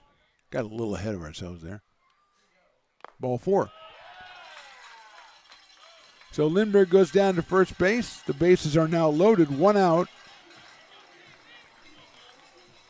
And it'll bring up Cole Dillon, who came on for Chamiso back in the 6th. His first at bat, he walked in the 8th inning. So first official at bat for Cole Dillon. Out of Rockwall, Texas. Dillon steps in here with Walden at third, Freethy now at second, Will Lindbergh over at first. Will is the tying run, potentially, for Cole Dillon. Asani Johnson on deck for the Potters. Just one out here in the ninth. Dillon takes in the dirt, ball one. Action in the pen for the Crabs. They are loosening somebody up. I don't think he's even started throwing yet. He's just stretching his arm out. So it's 1-0 on Cole Dillon.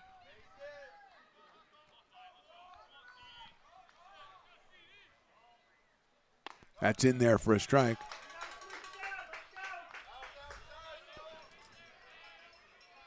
Hayden Bode, who we saw on Tuesday, loosening up. I think he went 3 innings on Tuesday out of Minot State University. So he's literally loosening up down in the bullpen. I don't think he started throwing yet. 1-1 to Cole. Outside, that ball gets away. No, but thinking about it was JT, but decided not to go, and that's the right decision. If there's any chance you're going to be out, you got to stay. Your run is only important as it gets to the third run. So take it easy. If there's any hesitation, if he would have gone off right away, yeah, okay, he would have made it. But if you don't go right away, you got to stop. 2-1 on Cole Dillon.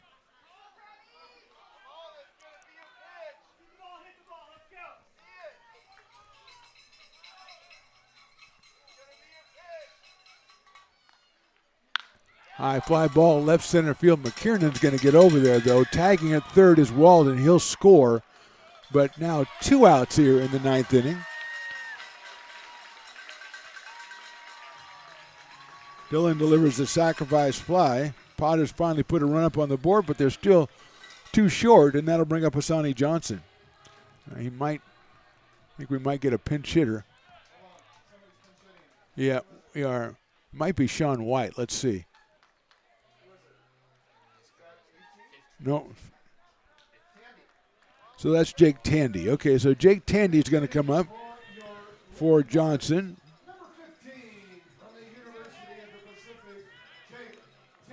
So Tandy comes on for Asani Johnson, who was 1 for 4. Jake came into yesterday's game at 534. He was 1 for 5 in that one. He was a little under 500, but still the hottest hitter for the Potters on the season. You got runners at first and second, but 2 outs here in the ninth inning.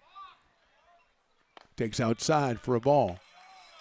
Jake has 3 home runs, but lately he's been more of a singles hitter, keeping that average up near 500.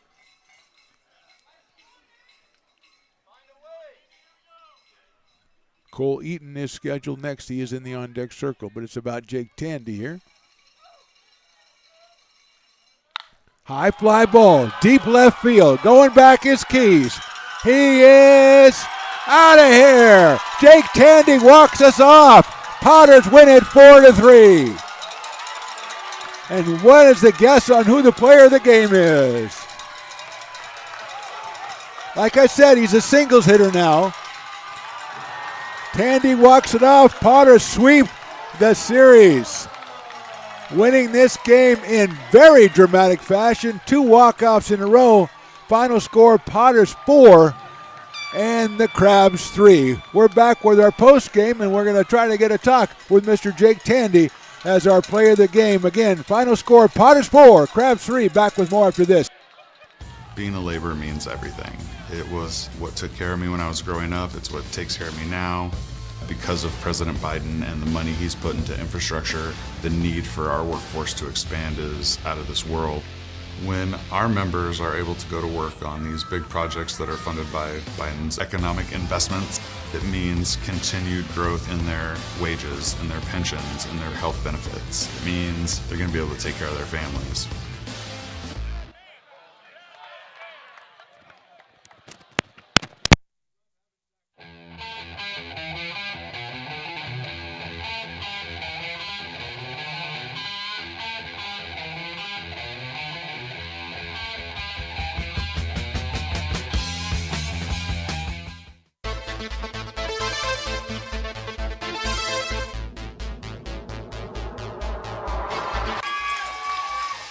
Pass flung on and missed. He got him on strikes at 86, the off-speeder. Bruno strikes out the side. Potters get the win 8-5. Sanchez 1-on-4. She gets it back, trying to get it back to Gallegos. What a spin move. Her shot is blocked. She has it controlled, puts in the goal. Witt trying to set it. She sets it over for Molly Harrison, pokes it over. Short set for Barrios, and her slam goes out of play. He's going to look that way. Now he's going to duck down the middle. He's got a guy wide open at the 18 kid. That's Robert Freeman. And Robert's trying to make a couple of moves. He comes back to the 15, comes down to the 10. He gets a block to the 5. Funny, but I wanted to ask you about that because I remember you doing that show, and you kind of. Go ahead. That's our new show. Really nice. Yeah, Beneath One Fern is what we call the show. Yeah, Between a Flower? Yes. Well, Okay. we're working on we're workshopping the title. Yes. Ooh. Well, you may not see that $10 again, my friend. That woman does not like to fork over the cash.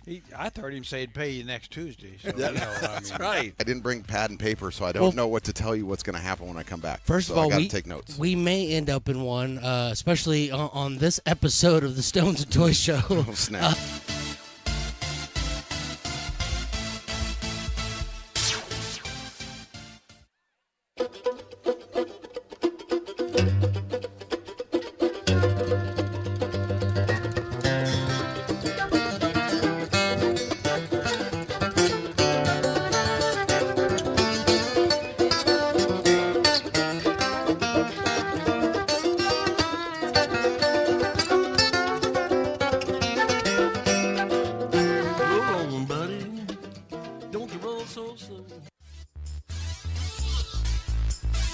Welcome into the Potters postgame show. Potters with the big walk-off win, 4-3. Our hero, our player of the game, not really a surprise.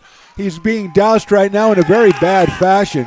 As he comes up with the big hit, the 3-run home run, our player of the game, Mr. Jake Tandy. Jake, how's it going down there? I'm a little wet, but other than that, pretty good. Fantastic job, obviously. Did you think, were you told that maybe you'd be called on for pinch hitting duties in the ninth? Not necessarily, not until the ninth, until Mike told me, but I was still feeling pretty prepared and, always love those situations. Well, you made me look really bad because I just said that lately you've been hitting more singles than the big long ball, and then you come up with the 3-run home run. Obviously, are you thinking home run? You're just thinking making good contact in that situation? Yeah, just trying to keep the inning going for the team and give us a chance. But, yeah, I was lucky it got one good, so. Well, last night you guys peel out the big win, and I looked down, the dugout's going nuts. I'm sure they're going nuts tonight. How great of an atmosphere do you guys have going on in this season already? I mean, the fans, the team, everything is absolutely electric. It's amazing to get to play here every day. And finally, Jake, you have been putting together quite a half a season here. Well, right around 500, big home run numbers and everything. What's the key to Jake Tandy's success this year? Just staying patient at the plate, getting good pitches to hit, and just trying not to miss them. Well, that sounds like a pretty good formula. Why don't you keep doing that for the rest of the season? Jake Tandy's our player of the game. Let's hear it for him, everybody. Jake Tandy. Thank you, Jake. We'll talk to you down the road. Continued success. Thank you. Jake Tandy, our player of the game. Thanks for the interview with Jake. Riley, the engineer. Way to set that up. He is your Old Town Pizza player of the game, Mr. Jake Tandy. The Potters, I don't know. That was, I thought last night was thrilling. Tonight was, more thrilling, not only for the walk-up, but for the fact that it didn't look like the Potters had anything going at all through the first 8 innings. Sasso pitched fantastic for the Crabs. He went 7 innings, gave up just 4 hits and struck out 10. The Potters didn't score in the 8th. They came out in the 9th, had given up 2 in the top of the inning. Came out against Schwager, who walked the first batter. Then Neiman comes on, hits the batter, a strikeout, a walk, a sacrifice fly by Cole Dillon. Then Tandy with the pinch hit for Hassani Johnson. He got something he loved, and he just drilled it to left field. We've been talking about it with my friend Carson up here.